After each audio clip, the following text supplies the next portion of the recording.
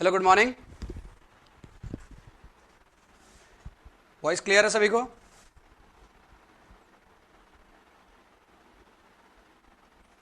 सभी को voice clear है? वीडियो क्लियर है? All good, all set? आगे बढ़े, पढ़ना स्टार्ट करें। बताइए।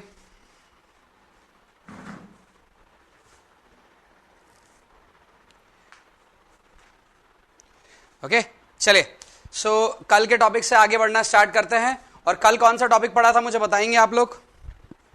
बताएं मुझे, कल कौन सा टॉपिक पढ़ा था? हाँ जी, कल कौन सा टॉपिक पढ़ा था बताएंगे?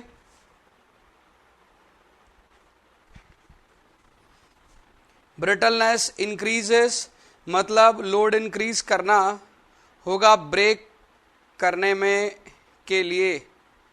अरे बाबा प्रणय शर्मा, पहली बात तो ब्रेक नहीं करना है ना, ब्रेक नहीं करना है अपने को।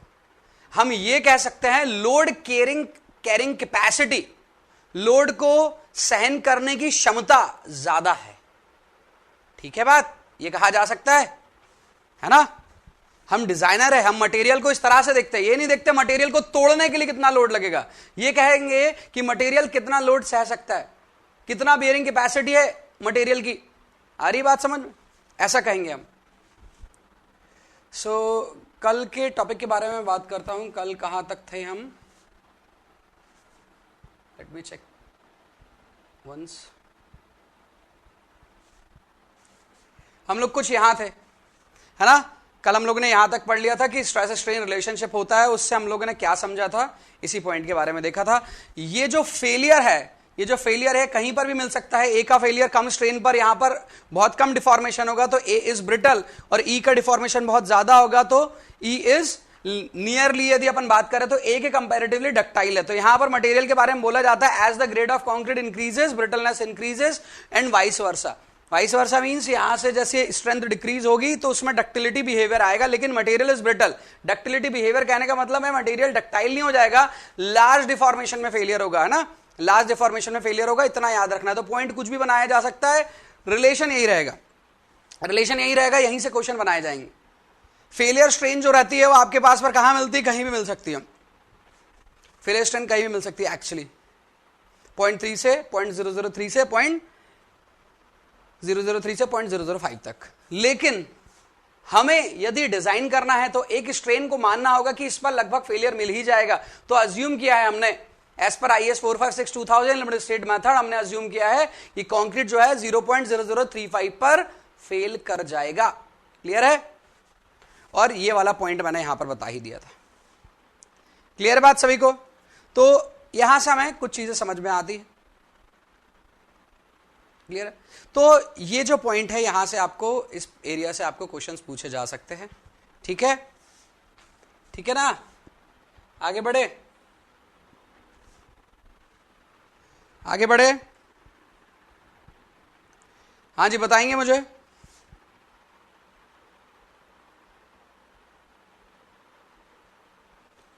चलिए, अब हम बात करते हैं इसी के अंदर पर हम बात करते हैं स्ट्रेस स्ट्रेन रिलेशनशिप के अंदर ही बात करते हैं। Modulus of concrete, you can से इलास्टिक मॉडुलस ऑफ कॉन्क्रीट। आप इलास्टिक मॉडुलस ऑफ कॉन्क्रीट भी कह सकते हैं। इसे पता करने के लिए, इलास्टिक मॉडुलस ऑफ कॉन्क्रीट को पता करने के लिए हमें किसकी जरूरत होगी? हमें स्ट्रेस स्ट्रेन रिलेशनशिप की जरूरत होगी।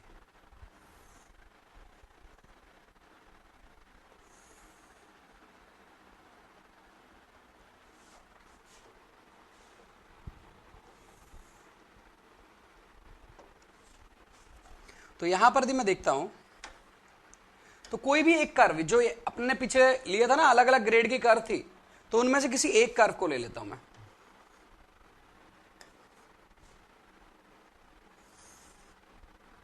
कुछ इस तरह से एक किसी कंक्रीट को ले लेता हूं, इस तरह से। ओके, नाउ अब मुझे इलास्टिक मॉडुलस निकालना है ना, इलास्टिक मॉडुलस निकालना है। तो as per Hooke's law elastic modulus क्या होता है? As per Hooke's law elastic modulus क्या होता है, या स्ट्रेस स्ट्रेन के रिलेशनशिप में क्या बोल रखा है, स्ट्रेस स्ट्रेन के रिलेशनशिप के बारे में हुक्स ने क्या बोल रखा है आपको, the stress is directly proportional to strain up to the proportionality, है ना। तो प्रोपोर्शनैलिटी तक की बात कर रहा है। तो यहां पर हम देखते हैं, थोड़ा ध्यान से देखेंगे। इस पॉइंट को मैं यहां से ड्रॉ करता हूं, यहां से ये मैंने एक स्ट्रेट लाइन ड्रॉ किया। अब ये तो स्ट्रेट लाइन या स्लोप जो मैंने ड्रॉ किया है यहां पर, ये स्लोप इस पॉइंट पर देखने को मिल रहा है। क्या देखने को मिल रहा है इस पॉइंट पर,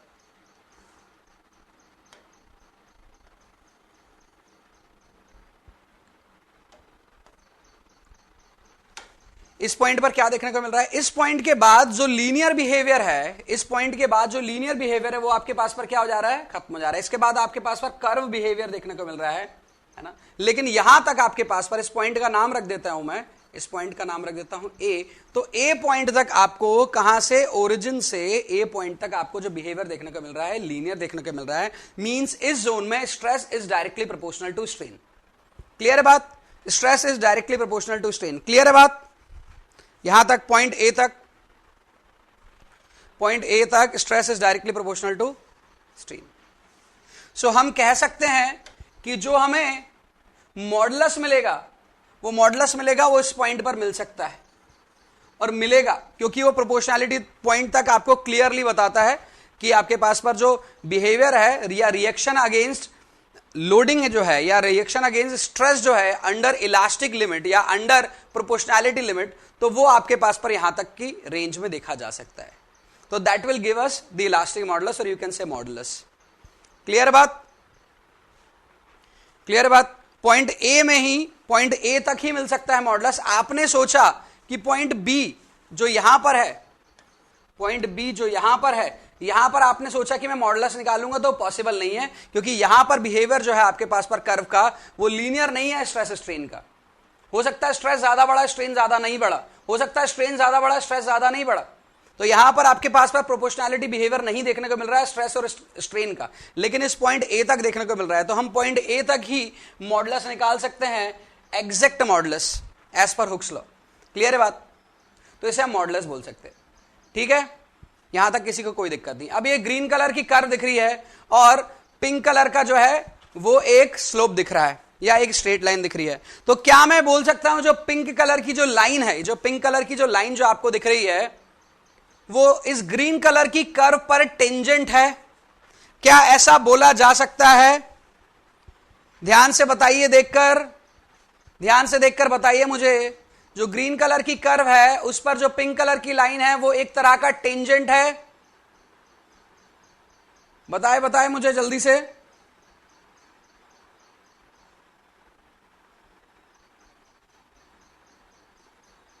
जल्दी बताएं।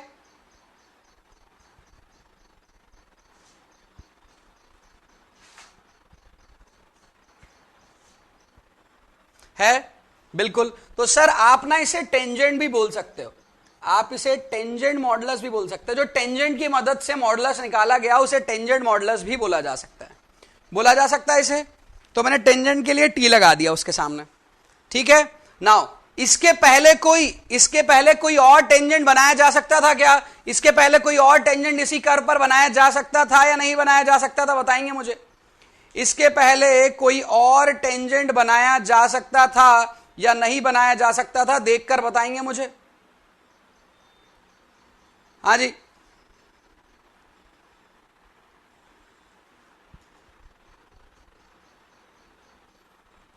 बताएं। नहीं बना सकते सर, इसके पहले नहीं बना सकते, तो हम बोल सकते हैं सबसे पहला टेंजेंट था, ये इनिशियल टेंजेंट था। ये क्या था? इनिशियल टेंजेंट, आईटीएम बोल रहा हूं मैं यहां पर। क्लियर है, इनिशियल टेंजेंट मॉडुलस। तो इनिशियल टेंजेंट मॉडुलस क्या होता है?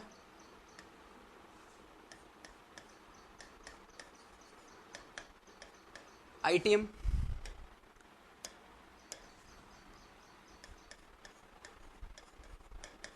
Initial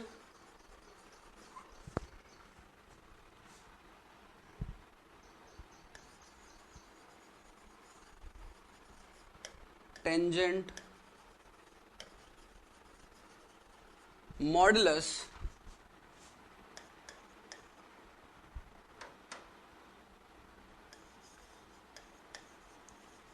gives the elastic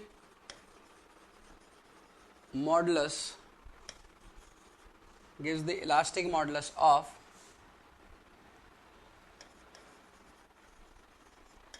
concrete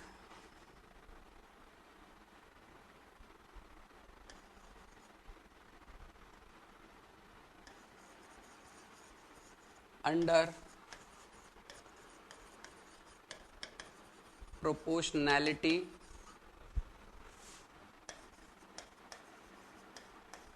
limit. Proportionality limit के अंदर पर ये आपको क्या देगा? मॉडुलस देगा, इलास्टिक मॉडुलस देगा। एज पर हुक्स लॉ उसे निकाला जा सकता है। नेक्स्ट मैं बात करता हूं एक और मॉडुलस की। वो मॉडुलस क्या है? मान लीजिए आपको इस पॉइंट पर निकालना है। किस पॉइंट पर निकालना है? इस पॉइंट पर निकालना है। इस पॉइंट का नाम रख देता हूं मैं, इस पॉइंट का नाम रख देता हूं बी पॉइंट रख देता हूं। ये बी पॉइंट कहीं भी, यहां भी हो सकता है, कहीं भी हो सकता है। क्या यहां पर टेंजेंट मॉडुलस की हेल्प से, क्या यहां पर टेंजेंट ड्रॉ कर कर मॉडुलस निकाला जा सकता है विथ रिस्पेक्ट टू ओरिजिन? क्या बी पॉइंट पर ऐसा टेंजेंट ड्रॉ किया जा सकता है जो ओरिजिन से पास करे? क्या ऐसा पॉसिबल है? बताएंगे मुझे। क्या ऐसा पॉसिबल है? बताएंगे मुझे, जल्दी बताएं।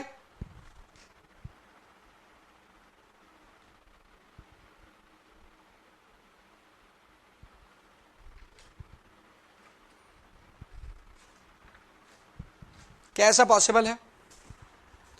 नहीं है?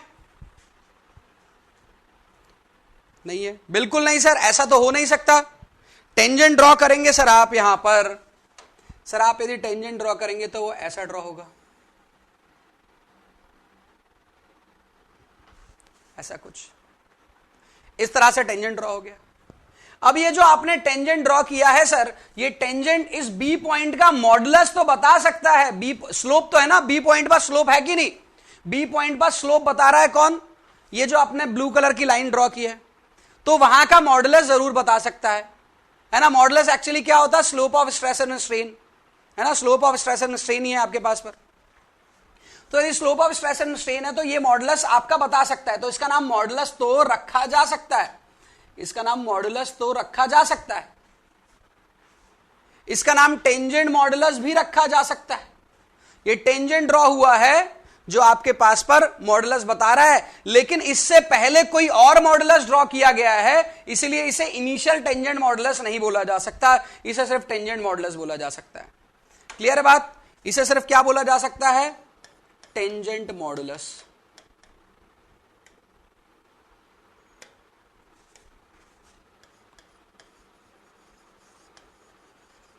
Tangent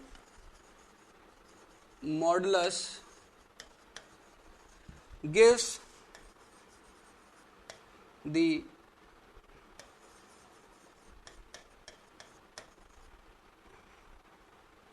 elastic modulus of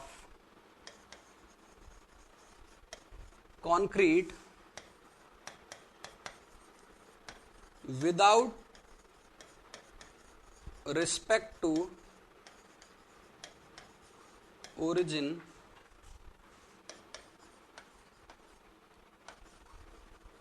therefore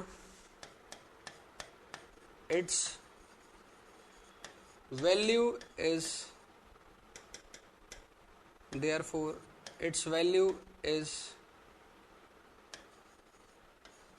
not significant। कहने का मतलब है कि टेंजेंट मॉडुलस भी इलास्टिक मॉडुलस की वैल्यू देगा, लेकिन वो ओरिजिन से नहीं देगा, वो देगा कि उस पॉइंट पर कितना है, किसी भी पॉइंट पर निकालना है विदाउट रिस्पेक्ट टू ओरिजिन तो टेंजेंट मॉडुलस देगा। लेकिन हमें यह पता करना रहता है कि जब हमने इनिशियली लोड लगाया था या जब मटेरियल पर इनिशियली आपने स्ट्रेसेस लगाई थी, अप्लाई किया था स्ट्रेसेस, तब से अब तक बिहेवियर कितना है उसका, तब से अब तक का रिएक्शन कितना है उसका, यह जानना एक्चुअली हमारी जरूरत होती है। यह जानना बिल्कुल भी जरूरत नहीं होती है हमारी कि ये जो आपके पास और मटेरियल है ये उस टाइम पर एट अ इंस्टेंट कितना बिहेवियर दे रहा है। तो किसी भी इंस्टेंट पर विदाउट रिस्पेक्ट टू ओरिजिन ये देता है। तो इसके डेटा का बहुत ज्यादा काम नहीं है हमारे लिए, बहुत ज्यादा यूजफुल डेटा नहीं है ये टेंजेंट मॉडुलस, इसलिए इट इज नॉट सिग्निफिकेंट, या यहां से जो वैल्यू या डेटा मिलता है that is not significant. Clear है? therefore its value or its data is not significant। Clear है बात यहां तक?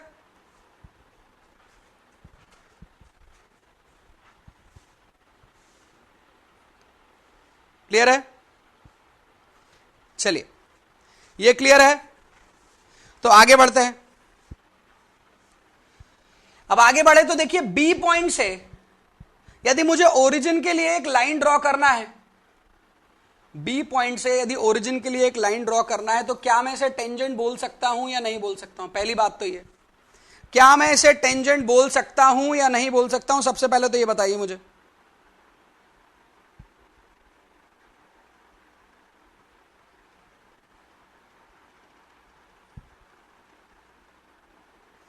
क्या इसे टेंजेंट बोला जा सकता है? यस और नो?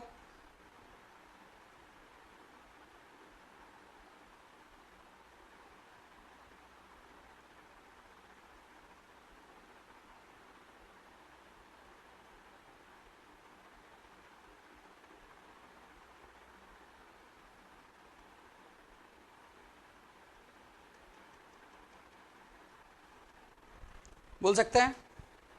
नहीं बोल सकते सर, बिल्कुल नहीं बोल सकते। It is not a tangent modulus. Okay, इस मॉडुलस को हम नाम देते हैं, इस मॉडुलस को हम नाम देते हैं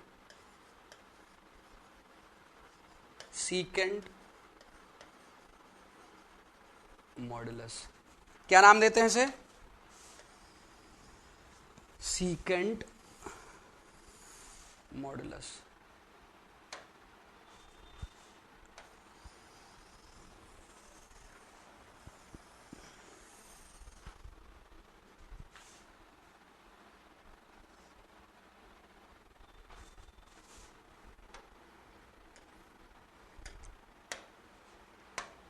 इसका नाम रखा गया है सीकेंट मॉडुलस। अब ये सीकेंट मॉडुलस क्या करता है? सीकेंट मॉडुलस कौन सा डेटा देता है, थोड़ा सा ध्यान रखें। सीकेंट मॉडुलस किसी भी पॉइंट पर, इस बी पॉइंट को यहां लो, बी पॉइंट को यहां लो, बी पॉइंट को यहां लो, यहां लो, किसी भी जगह पर ले लो, है ना। बी पॉइंट को यहां भी लिया जा सकता है, ए और ओ के बीच में भी लिया जा सकता है, बी पॉइंट कहीं पर भी हो सकता है। क्लियर है? तो किसी भी पॉइंट पर यदि मुझे कर्व के मॉडुलस निकालना है तो मुझे क्या करना है, उस पॉइंट से ओरिजिन तक के बीच में एक स्लोप ड्रॉ कर देनी है, उस पॉइंट से ओरिजिन के बीच में एक स्लोप ड्रॉ कर देनी है, और वो उस पॉइंट का क्या बता देगा? मॉडुलस बता देगा। ये इनिशियल लेवल पर भी बता सकता है और ये फाइनल लेवल पर भी बता सकता है, ये शॉर्ट टर्म पर भी बता सकता है, ये लॉन्ग टर्म पर भी बता सकता है। क्लियर है बात? बिल्कुल, ए पर सेम हो जाएगा। तो सीकेंट मॉडुलस के बारे में अपन बात करते हैं, तो ये क्या होता है? It is a slope drawn from origin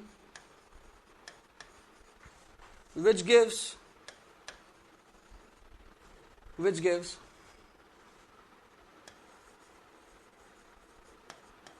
elastic modulus of concrete at any stage, at any stage, कहीं पर भी आपको बता सकता है। क्लियर है?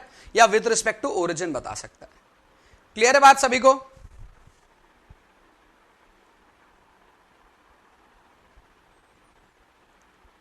क्लियर है? ओके, अब यह भी देखा जा सकता है, देखिए यहां पर जो स्ट्रेन आ रही है, इस जोन पर जो स्ट्रेन आ रही है वो बहुत कम है, यहां पर इस जोन पर स्ट्रेन बहुत कम आ रही है।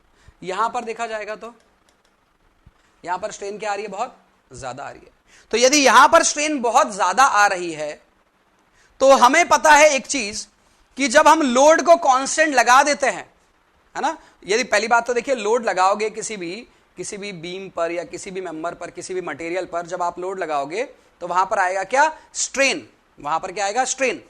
और उसी स्ट्रेन के बाद उस मटेरियल से क्या इंड्यूस होगी, स्ट्रेसेस इंड्यूस होगी। और हम जो कर्व बना रहे हैं वो मटेरियल की रिएक्शन स्ट्रेसेस को ही ड्रॉ कर रहे हैं। तो ये मटेरियल पर जब आपने लोड लगाया था तो स्ट्रेन आया और स्ट्रेन की वजह से स्ट्रेस इंड्यूस हुआ।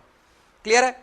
तो अब यहां से यदि मैं बात करता हूं स्ट्रेस और स्ट्रेन के रिस्पेक्टिव बात करता हूं, यदि आप किसी जगह पर लोड लगा देंगे और उस लोड को लगाए रखेंगे 1 साल तक, तो धीरे धीरे टाइम के साथ वहां पर स्ट्रेन क्या होती जाएगी, बढ़ती जाएगी। वहां पर लॉन्ग टर्म पर स्ट्रेन देखने को मिलेगा, that is due to creep की वजह से स्ट्रेन देखने को मिलेगा। ये कॉन्क्रीट है, कॉन्क्रीट में वाटर यूज हुआ है, वाटर यूज होने की वजह से श्रिंकेज भी देखने को मिलेगा लॉन्ग टर्म पर। तो श्रिंकेज स्ट्रेन और क्रीप स्ट्रेन दोनों का बिहेवियर आप लोग को यहां पर देखने को मिलेगा, लेकिन वो शॉर्ट टर्म में उसका इफेक्ट ना के बराबर रहेगा, जबकि लॉन्ग टर्म में उसका इफेक्ट काफी ज्यादा रहेगा। तो सीकेंट मॉडुलस जो रहता है ये लॉन्ग टर्म इफेक्ट को कंसीडर करता है, सीकेंट मॉडुलस इसी वजह से क्रीप और श्रिंकेज के इफेक्ट को भी कंसीडर करता है। लेकिन यदि मैं बात करता हूं इलास्टिक टेंजेंट मॉडुलस, जो इनिशियल टेंजेंट मॉडुलस है वो आपके पास पर क्रीप और श्रिंकेज के पूरे बिहेवियर को, इफेक्ट को दिखाता नहीं है। तो हम ऐसा मानते हैं कि क्रीप और श्रिंकेज के इफेक्ट को आईटीएम नहीं दिखा पाता, उसे क्लियरली विजन में लेकर आता है कौन, आपके सामने सीकेंट मॉडुलस। आ रही है बात समझ में? बात आ रही है समझ में? बताएंगे?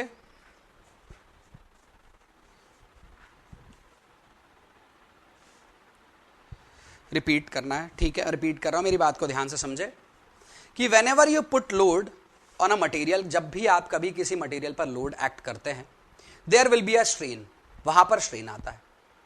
आप उस लोड को कांस्टेंट रख दे, you have to sustain that load for a long period, तो क्या होगा वहां पर एक स्ट्रेन आएगी, that is strain, the long term strain due to constant loading is known as creep. लेकिन वो लॉन्ग पीरियड में आती है, शॉर्ट पीरियड में नहीं आती है। कम स्ट्रेन में उसका बिहेवियर देखने को नहीं मिलेगा, जब ज्यादा स्ट्रेन आएगी तो उसके अंदर अपन क्रीप का बिहेवियर देख सकते हैं। तो सीकेंट मॉडुलस जो है वो आपको लॉन्ग टर्म का डेटा देता है, जबकि आईटीएम आपको शॉर्ट टर्म का डेटा देता है। यहां तक बात क्लियर है? यहां तक बात क्लियर है आपको कि क्रीप कब आता है और लॉन्ग टर्म का डेटा और शॉर्ट टर्म का डेटा कौन दे रहा है? ये क्लियर है? ओके, यदि ये लॉन्ग टर्म और शॉर्ट टर्म का डेटा दे रहा है तो लॉन्ग टर्म के इफेक्ट को सीकेंट मॉडुलस अच्छे से दिखा सकता है। लॉन्ग टर्म के अंदर क्या आता है, क्रीप आता है, तो क्रीप के इफेक्ट को सीकेंट मॉडुलस अच्छे से दिखा सकता है। क्लियर है बात? और शॉर्ट टर्म के बिहेवियर को आपका आईटीएम दिखा सकता है। ओके, चलिए, तो ये 3 पॉइंट आपको समझ में आने चाहिए। ये 3 पॉइंट आपको समझ में आए तो इसी के बाद कौन से पॉइंट है उनको मैं लिख रहा हूं।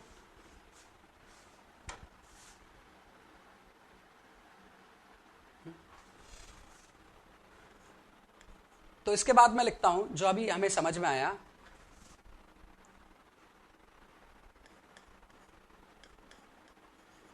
ITM gives elastic modulus with respect to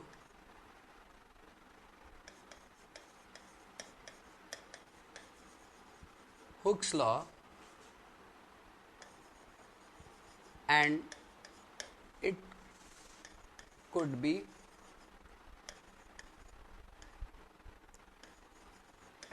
obtained by elastic modulus of concrete is equal to 5000 root FCK.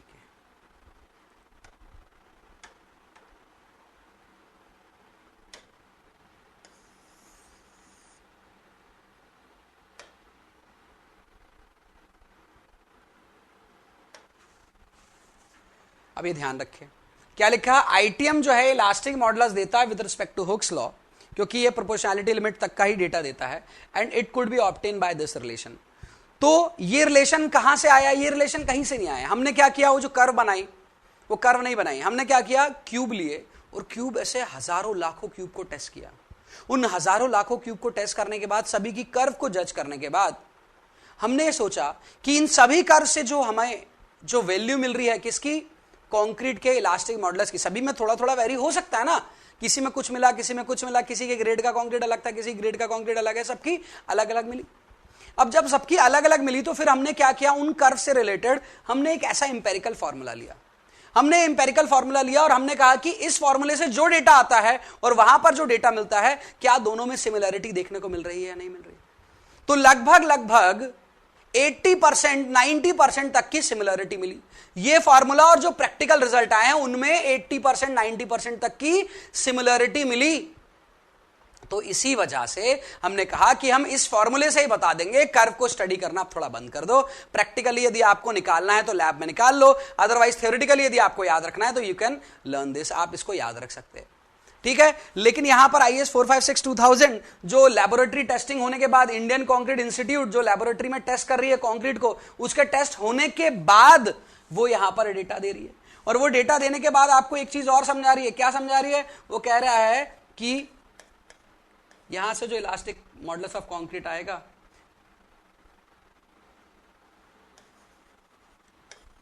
Can be very bye ±20%। ये हो सकता है कि एग्जैक्ट मिल जाए आपके यहां का फॉर्मूले से जो वैल्यू आएगी और जो कर्व से आ रही है, और हो सकता है कि 80% ही मैच करे, तो ±20% हो सकता है। Means variation in elastic modulus 20% तक का अलाउड है। क्लियर है बात? हाँ जी, क्लियर है बात?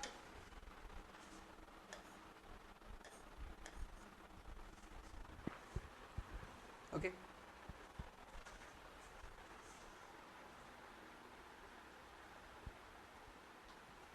ओके, चलिए इसे हम और क्या बोल सकते हैं? ITM is also considered as, ITM is also considered as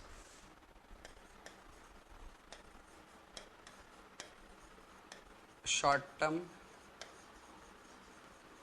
modulus. Short term modulus है, क्लियर है, ये बता चुका हूं मैं आपको। एक और चीज, ITM को हम सीकेंड भी बोल सकते हैं। ITM is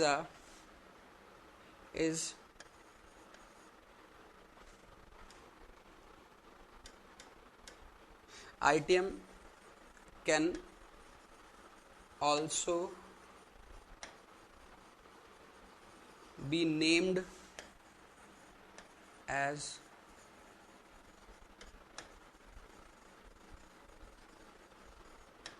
secant modulus।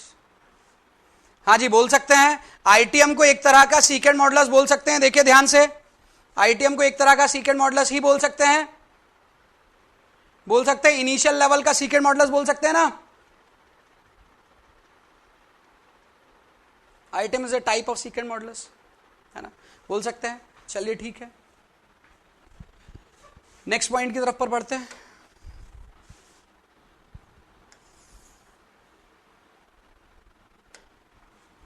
Next हम बोलते हैं सीकेंड मॉडुलस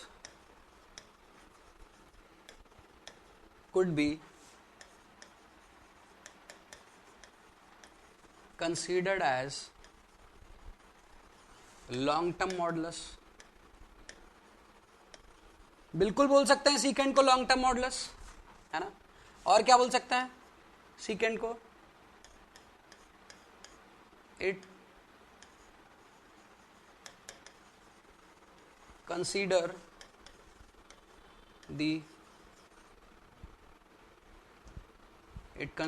द इफेक्ट ऑफ किसका? Long term strain, that is it consider the effect of creep and shrinkage. Creep और श्रिंकेज के इफेक्ट को भी क्या करेगा, ये कंसीडर कर सकता है आपका। It consider the effect of creep and shrinkage. Clear है बात सभी को? क्लियर है?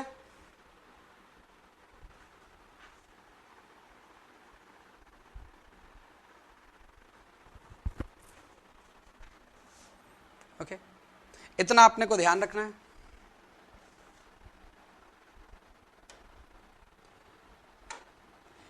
ओके इतने पॉइंट अपने को ध्यान में रखना है। इसके अलावा यदि मैं बात करता हूं आपके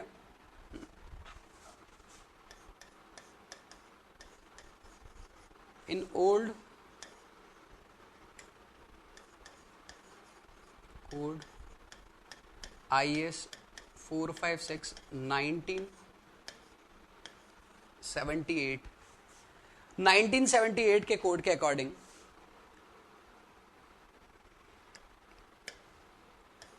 इलास्टिक मॉडुलस ऑफ कंक्रीट था आपके पास पर 5700 रूट FC की, और न्यू कोड के अकॉर्डिंग क्या है वो मैंने आप लोग को यहां लिख दिया।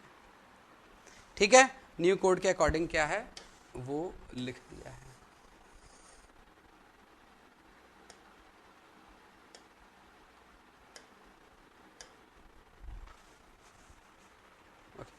सो इतना आपको ध्यान रखना है। तो यहां से क्वेश्चन पूछे जाएंगे, लॉन्ग टर्म मॉडुलस क्या होता है, शॉर्ट टर्म मॉडुलस क्या होता है, कौन सा मॉडुलस आपके पास पर क्रीप और श्रिंकेज के इफेक्ट को कंसीडर करता है, कौन सा मॉडुलस नहीं करता है आपके, और ओल्ड कोड में क्या था फॉर्मूला, न्यू कोड में क्या है फॉर्मूला, इन सब चीजों के बारे में पूछा जा सकता है आपसे ये पूछा जा सकता है इलास्टिक मॉडुलस और ग्रेड ऑफ कंक्रीट का कैसा रिलेशन है। तो दोनों का डायरेक्टली रूट ऑफ FCK का, रूट ऑफ कैरेक्टरिस्टिक स्ट्रेंथ का, दोनों का आपस में डायरेक्टली प्रोपोर्शनल है, डायरेक्टली रिलेशन।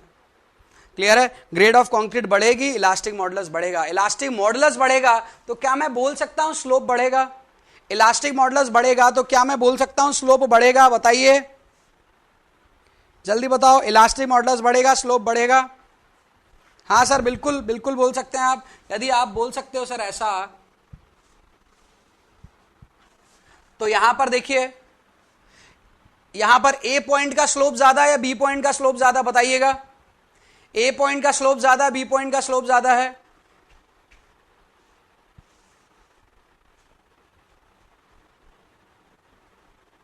A पॉइंट का स्लोप ज्यादा है। चलिए यहां से आपको स्लोप के बारे में समझ आता है कि स्लोप क्या होता है। यदि स्लोप समझ आता है तो अब यहां पर देखिए, अब यहां पर देखिएगा सर क्या देखना है। देखो भाई यहां पर मैं स्लोप बनाता हूं, किस पॉइंट पर बना दूं मैं, चलिए एक यहां पर बनाता हूं,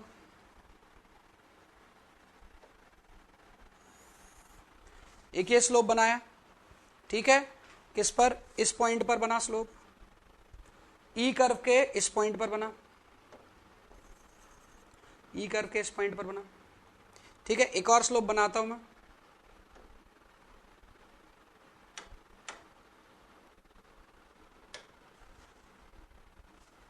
बना रहा हूं यहां पर,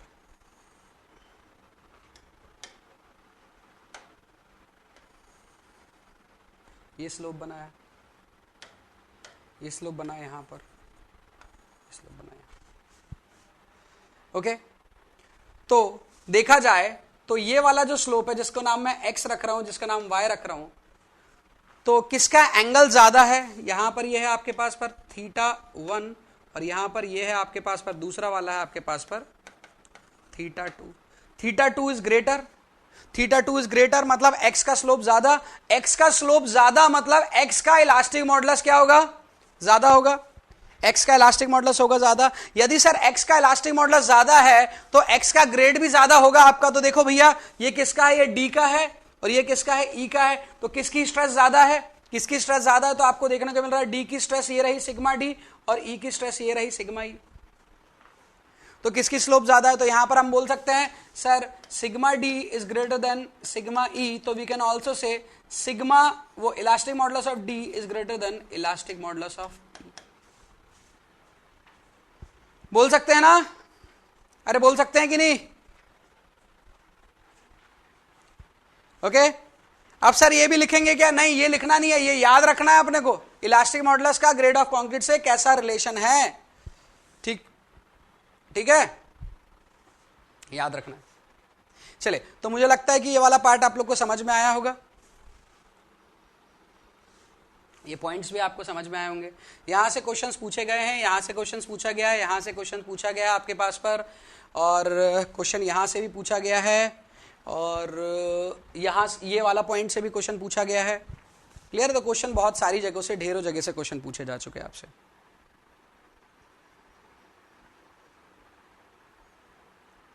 क्लियर है बात? चलिए, अब एक और पॉइंट लिखता हूं यहां पर।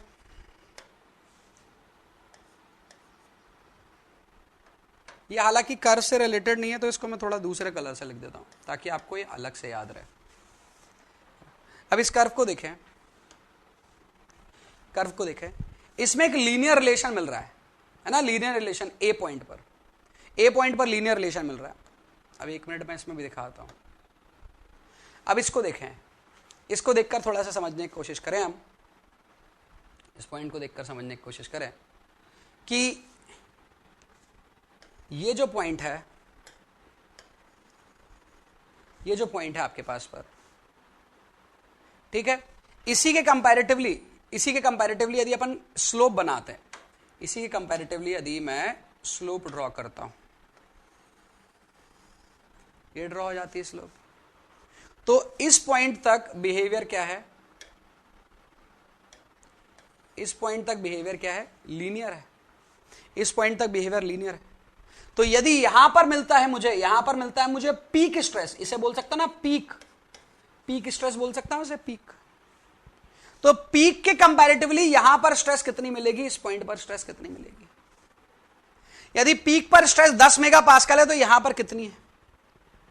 मतलब जो लीनियर बिहेवियर रहता है वो पीक का कहां तक मिलता है, कितने परसेंट तक का मिलता है। आ रही बात समझ में? क्या मैं डिस्कस करना चाह रहा हूं आपसे?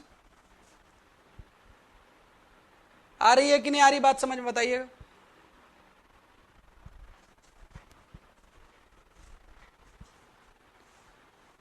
ओके, इसको मैं यहां ड्रॉ कर बता देता हूं।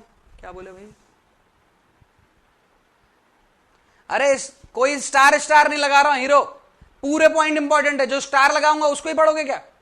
सब पॉइंट इंपॉर्टेंट है। मैं वही पॉइंट लिखता हूं बोर्ड पर जो एग्जाम में पूछा जा सकता है या पूछा गया है। एक भी ऐसा बुक का एक भी पॉइंट नहीं लिखाता हूं मैं जहां से आपके पास पर क्वेश्चन ना पूछने की 99% संभावना है। जहां से 10% भी संभावना, 20% भी संभावना, वो सब पॉइंट में लिखता चलता हूं। तो इस चीज को टेंशन नहीं लेना अपने को हर पॉइंट को इंपॉर्टेंट समझना है। अरे भैया छोटा सा तो एग्जाम है यार, छोटे से एग्जाम में भी अपन इंपॉर्टेंट कर रहे हैं। क्वेश्चन बैंक नहीं है इधर, सब चीज समझा भी रहा हूं, सब चीज बता भी रहा हूं, लिख भी रहा हूं, सब इंपॉर्टेंट अपने लिए। मैं जब क्वेश्चंस पूछना स्टार्ट करूंगा आपको और आइडिया होने लगेगा सर किन पॉइंट्स के बारे में बात कर रहे हैं। कहोगे कि सर ने तो सभी पॉइंट कवर कर लिए। चलिए, तो मैं यहां से यदि बात कर रहा हूं तो मैं किस पॉइंट के बारे में बात कर रहा हूं?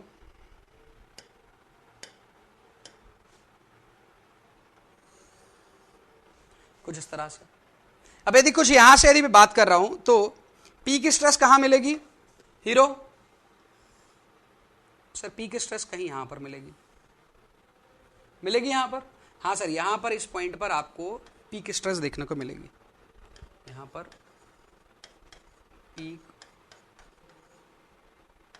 स्ट्रेस देखने को मिलेगी। ठीक है, तो भैया ये कहां पर मिलेगा? Linear behaviour.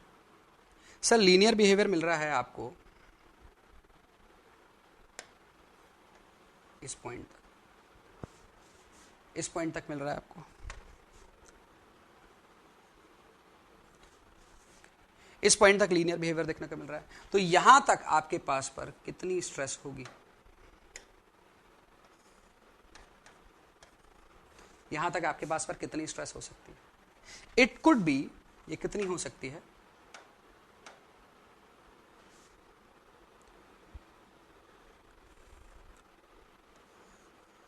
ये हो सकती है 0 पॉइंट या परसेंट में लिखता हूं 10 to 40 या 10% से 40% ऑफ पीक। 10 से 40%, पीक का 10 से 40% तक आपको मिल सकती है इस पॉइंट तक में स्ट्रेस। और ये जो बिहेवियर है यहां तक का, ये कैसा है? लीनियर। ये स्ट्रेन कितना है? प्रूव स्ट्रेन है 0.002 का।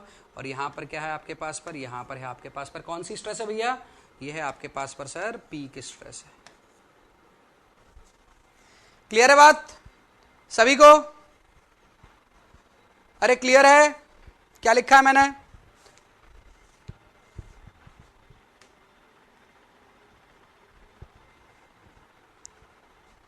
चलिए, समझ में आया सभी को?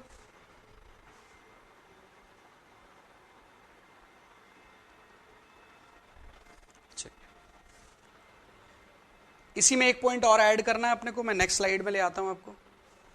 इसी पॉइंट के अंदर पर एक पॉइंट और ऐड कर लीजिएगा। आपने कुछ टर्म पढ़ रखा होगा, मुझे लगता है बहुत अच्छे से पढ़ रखा होगा। वो पढ़ रखा है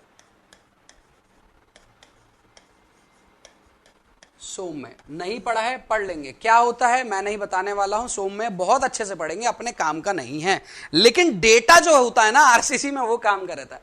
चलिए उसके बारे में बात करेंगे। चलिए, तो पॉइजन रेशियो क्या होता है भैया? लिखेंगे सभी लोग, जितनों को पता है वो भी, जितनों को नहीं पता है वो सोच कर लिखे कि पॉइजन रेशियो जो होता है वो क्या होता है, किस चीज का रेशियो होता है, इसका यूनिट जो होता है वो क्या होता है।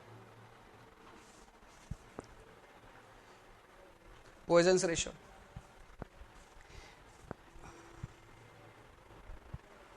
अच्छा मैंने स्पेलिंग गलत लिख दिया।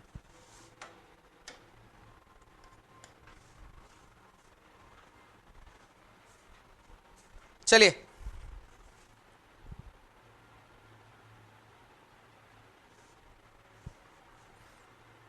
चलिए बाकी लोग सभी लिखिए। हाँ जी, पॉइजन रेशियो। तो पॉइजन रेशियो क्या होता है आपके पास पर? It is a ratio of lateral strain to longitudinal strain. Ratio of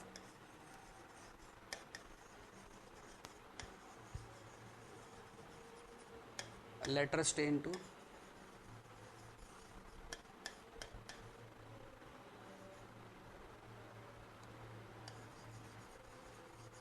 longitudinal strain.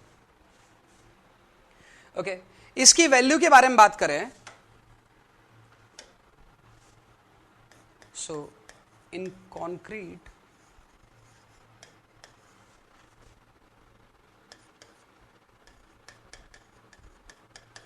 Poisson's ratio is varies from 0.1 to 0.3 and for design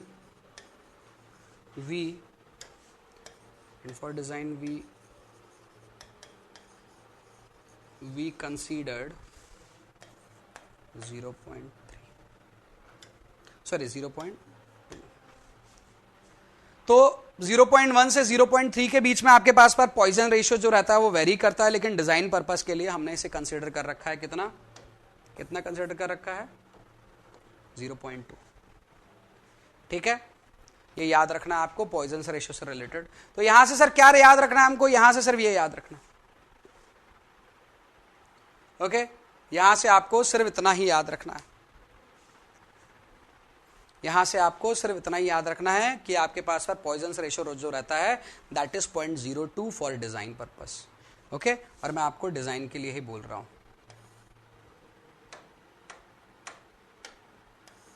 design के लिए ही याद रखना है। ओके, क्लियर है बात सभी को?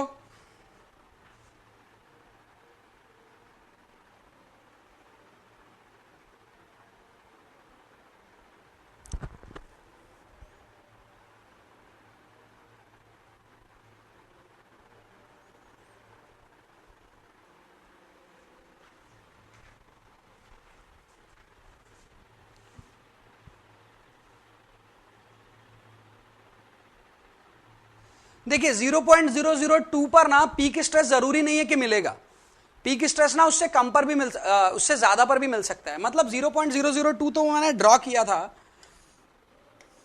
ताकि आपको लगभग क्लियर रहे ही। 0.002 पर यह स्ट्रेस भी मिल सकती है आपको, दिस कुड बी एट 0.002 और पीक स्ट्रेस जबकि यहां पर है। ओके, तो 0.002 वो स्ट्रेन है आपके पास पर जहां पर आपके पास पर स्ट्रेस की एक गारंटेड वैल्यू मिलती है, it is a proof strain. तो ये यहां पर भी हो सकता है, यहां पर भी हो सकता है, यहां पर भी हो सकता है। क्लियर है? तो एग्जैक्टली हर ग्रेड के कंक्रीट पर एक ही जगह पर एक ही स्ट्रेन पर सेम स्ट्रेस का रिलेशन देखने को नहीं मिलता। ओके, सो इसीलिए it is a practical relation, ऐसा नहीं है कि ये हर बार एक ही तरह से रिपीट होगा, है ना, अपने आप को एक ही तरह से रिपीट करेगा। क्लियर है बात?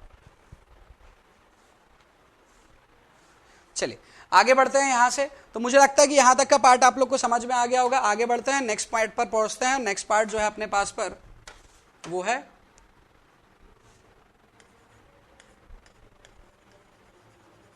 Strain in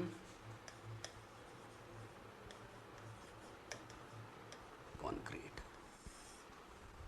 strain in concrete, concrete में स्ट्रेन कितना आएगा, strain in concrete. Okay, so concrete में स्ट्रेन कितना आएगा, that is strain, that is मैं बात करता हूं स्ट्रेन के बारे में। सबसे पहले मैं स्ट्रेन के बारे में बात करूं तो स्ट्रेन को हम दो तरह से डिफाइन कर सकते हैं। किस किस तरह से डिफाइन कर सकते हैं सर? एक हो जाएगा आपके पास पर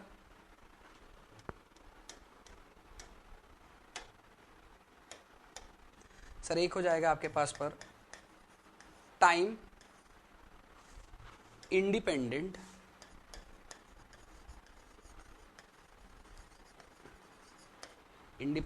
और एक हो जाएगा time dependent. Okay, time independent strain को हम और नाम दे सकते हैं, दैट इज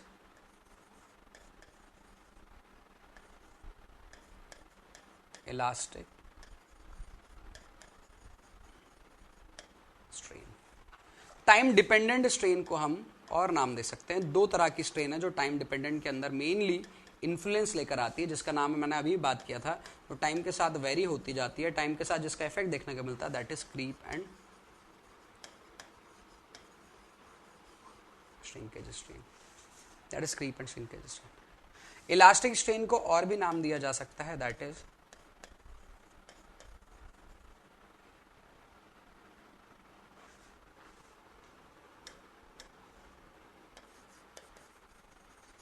इंस्टेंटेनियस स्ट्रेन। किसी भी इंस्टेंट पर जैसे ही लोड लगाया जो स्ट्रेन आया, दैट इज इंस्टेंटेनियस स्ट्रेन। इतनी तरह से अपन स्ट्रेन को बता सकते हैं, दर्शा सकते हैं, लेकिन फिलहाल यदि मैं बात करूं तो एग्जाम में यहां से क्वेश्चन पूछने के चांसेस बहुत कम है, तो इसको साइड में कर देता हूं मैं। ओके, तो सबसे पहले आपको पता रहना चाहिए टाइम इंडिपेंडेंट या टाइम डिपेंडेंट आपके पास पर स्ट्रेन क्या होती है। जैसे ही लोड आपने लगाया और उसी टाइम पर जो स्ट्रेन देखने को मिली, दैट इज इलास्टिक स्ट्रेन। जैसे ही लोड हटाओगे तो वो रिकवर कर लेगी, तो आपके पास पर क्या बताया भैया, लॉन्ग टर्म इलास्टिक मॉडुलस नहीं बताया, बताऊंगा ना, लॉन्ग टर्म अभी बताऊंगा, लॉन्ग टर्म इलास्टिक मॉडुलस अभी बताऊंगा, ठीक है, चलेगा? या बात पहले जानना था इसके पहले? सरफराज पहले तो नहीं जानना था?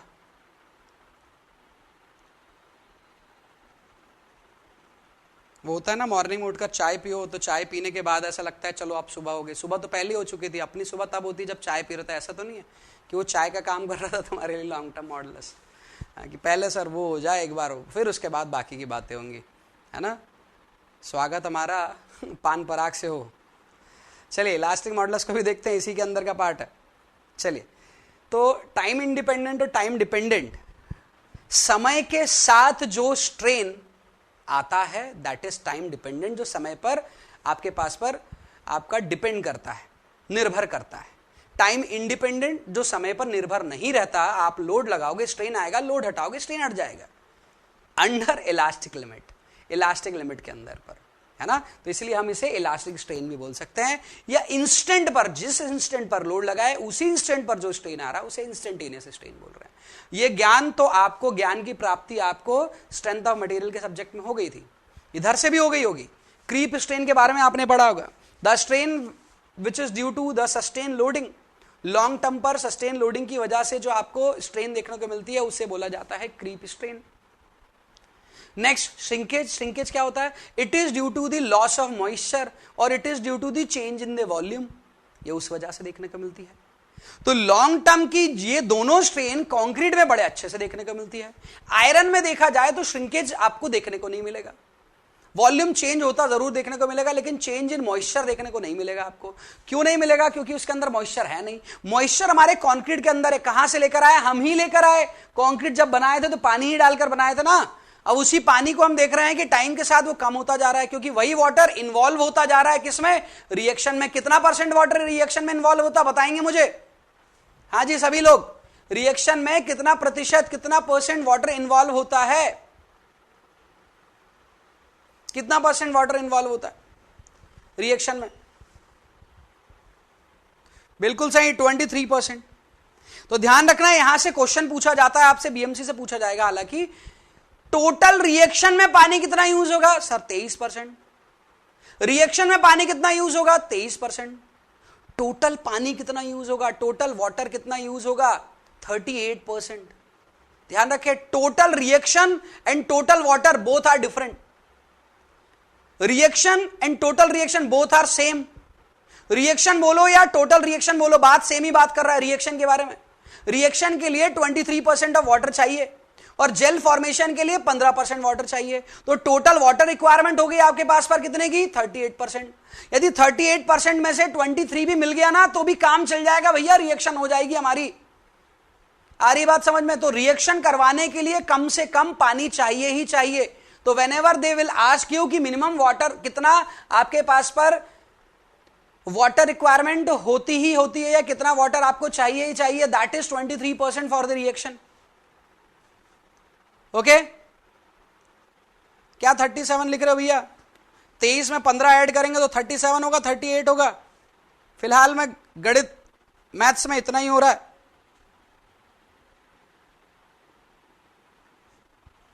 ओके, सो ये आपको याद रखना है कि श्रिंकेज स्ट्रेन क्या होता है।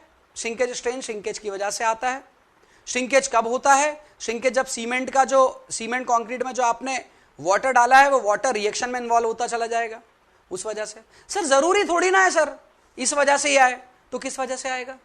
सर यदि आपने कंक्रीट बनाया और धूप में रख दिया तो क्या होगा सर, वहां पर आपके पास पर इन्वायरमेंटल कंडीशन की वजह से वहां पर इवेपोरेशन होगा, तो ड्राइंग होने लगेगी, सूखने लगेगा कंक्रीट, तब भी तो श्रिंकेज ही होगा सर।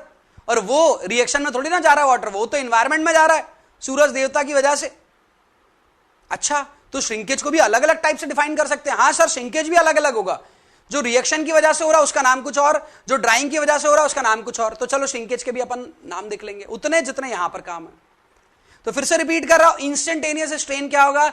आप जिस चेयर पर बैठे हो, आप उस चेयर से उठो और उस चेयर पर वापस से बैठ जाओ, या उस टेबल पर, या आप जहां कहीं पर भी बैठे हो, या खड़े हो, खड़े तो नहीं होंगे, तो जहां पर भी बैठे हो उठकर जैसे ही बैठोगे, जिस इंस्टेंट पर आप बैठे उस इंस्टेंट पर लोड लगा और उसी इंस्टेंट पर जो स्ट्रेन आया, उसी इंस्टेंट पर जो स्ट्रेन आया, दैट इज इंस्टेंटेनियस स्ट्रेन। वो टाइम पर डिपेंडेंट नहीं है, जैसी बैठा स्ट्रेन आया, जैसी हटाया स्ट्रेन आपके पास पर रिमूव हो गया। बार बार करोगे फटीग नेचर आएगा, वहां पर आपका एक स्ट्रेन, परमानेंट स्ट्रेन आ सकता है। आ रही है बात समझ में? लेकिन वो आपको जरूरी नहीं है कि नेकेड आई से दिखे। नेक्स्ट हम बात करते हैं आपके पास पर क्रीप एंड श्रिंकेज की। तो ये लॉन्ग टर्म स्ट्रेन है जो सस्टेन लोडिंग की वजह से आएगा, मतलब वही लोड, वही जो आप बैठे हुए, आप 1 साल तक के लिए, 10 साल तक के लिए उसी चेयर पर बैठ जाओगे तो आपके स्ट्रक्चर पर, मटेरियल पर एक लॉन्ग टर्म में एक स्ट्रेन आ जाएगा आपके लोड की वजह से। आपका लोड कांस्टेंट लोड काफी टाइम तक के लिए रहा, तो पहले इंस्टेंटेनियस स्ट्रेन देखने को मिलेगा, then you will see the creep strain. पहले इंस्टेंटेनियस स्ट्रेन आएगा, फिर उसी के बाद आपको देखने को मिलेगा क्रीप स्ट्रेन। आ रही है बात समझ में? क्लियर है?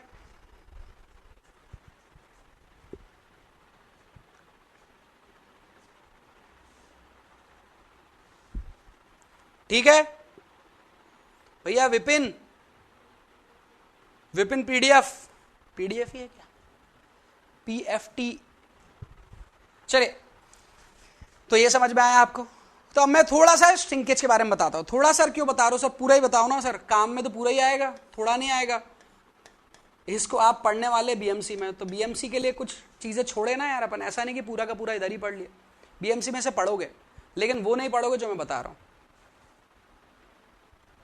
चलिए, तो यहां से मैं बात करता हूं, दो तरह से स्ट्रेन के बारे में बात कर रहा हूं। एक है आपके पास पर plastic strain, plastic shrinkage,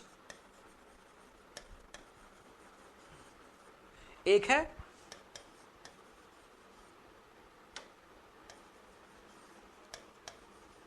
drawing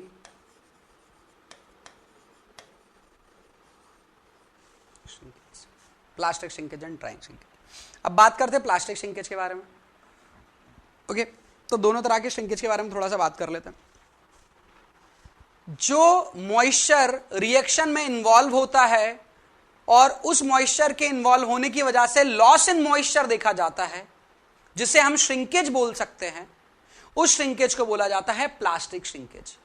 फिर से बोल रहा हूं, वो मॉइस्चर जो रिएक्शन में इन्वॉल्व होता है, वो वाटर जो रिएक्शन में इन्वॉल्व होता है, रिएक्शन में इन्वॉल्व होने की वजह से ओवरऑल लॉस देखने को मिलता है। ओवरऑल जो लॉस होता है मॉइस्चर का, उस मॉइस्चर के लॉस को बोला जाता है श्रिंकेज, और वो श्रिंकेज को हम ओवरऑल नाम जो देते हैं ब्रॉडली लेवल पर, that is plastic shrinkage. Clear है बात सभी को? Plastic shrinkage.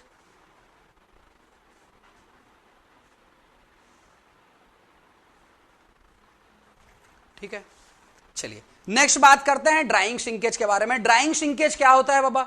ड्राइंग श्रिंकेज कहने का मतलब है सर जो ड्राई हो रहा है मॉइस्चर की वजह से, ये मॉइस्चर की वजह से ड्राई क्यों होता है? अरे हीरो मुझे बताओ, सुमित आए हो क्या? खड़े हो जाओ वहीं पर, जहां आए हो वहीं पर खड़े हो जाओ, आए हो तो चलो बताओ मुझे कि ये ड्राइंग होता क्यों है? आए हो? चलो आए हो भाई, जल्दी जल्दी में, सर का स्पेलिंग गलत लिखा तुम, कोई बात नहीं। चलो मुझे बताओ कि ये ड्राइंग होता क्यों है, चीजें सूख क्यों रही है? सूरज देवता की कृपा मत लिखना, सूरज देवता की पूरी कृपा तुम पर डाल देंगे, तुम्हें भी सुखा देंगे। जल्दी बताओ। लेस ऑफ वाटर, पानी की कमी की वजह से, लैक ऑफ मॉइस्चर, मॉइस्चर की वजह से। अरे मॉइस्चर कम है तो सूख रहा है। अरे गीला कपड़ा डालो, वो तो पूरी तरह से मॉइस्चर्ड है ना, उसको धूप में डाल दो तो सूख जाता है, वो मॉइस्चर्ड है वो तो है। इवेपोरेशन सर बचपन में पढ़ाए थे सर, इवेपोरेशन होता है। हाँ इवेपोरेशन हो रहा है, माना मैंने, लेकिन क्या है, अभी जो मौसम आ गया है, ये मौसम कौन सा है भैया? ये है रेनी सीजन। रेनी सीजन में तो नहीं सूख रहा है सर। अरे सर बारिश से वापस गीला हो जाता है ना? नहीं, बारिश नहीं हो रही, सुबह से शाम तक बारिश ही नहीं हुई, रात में हुई थी बारिश।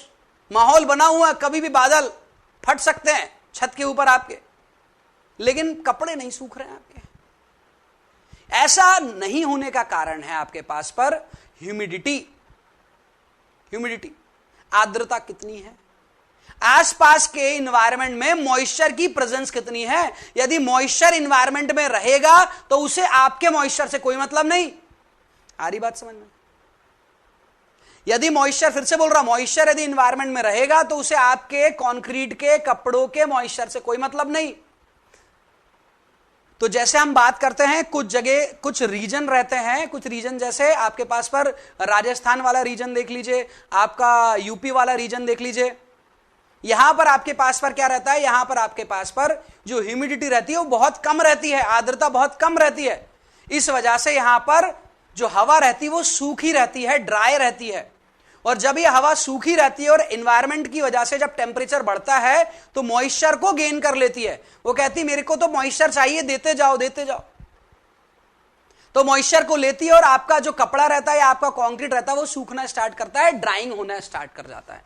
लेकिन यही ड्राइंग या यही वाली कंडीशन आप नदी के पास पर रहे, या यही चीज यदि आप समुद्र के पास पर रहे तो होता हुआ कम देखने को मिलता है, क्योंकि नदी या समुद्र के पास पर एकदम नियरली बैंक ऑफ रिवर की बात करूं और किसकी बात करूं मैं, आपके सी शोर की बात करूं तो वहां पर देखने को मिलता है कि वहां पर मॉइस्चर इन्वायरमेंट में इतना ज्यादा रहता है, ह्यूमिडिटी इतनी ज्यादा रहती है कि वो कहता है कि अरे भैया हम 98% तो मॉइस्चर है ही है, अब तुमसे 2% लेकर क्या ही करेंगे, जरूरत नहीं है, तुम गीले के गीले रहो, तुम भीगे के भीगे रहो, तुम्हारा मॉइस्चर तुम्हें मुबारक हो।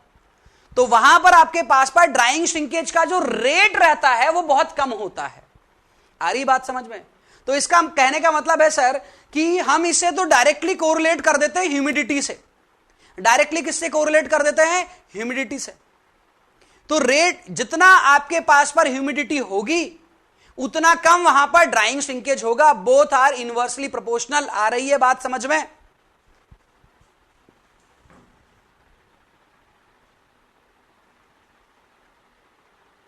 अरे मॉइस्चर की कमी है जालोर में, हाँ मॉइस्चर भिजवाते हैं हम, रुको अभी वहां पर।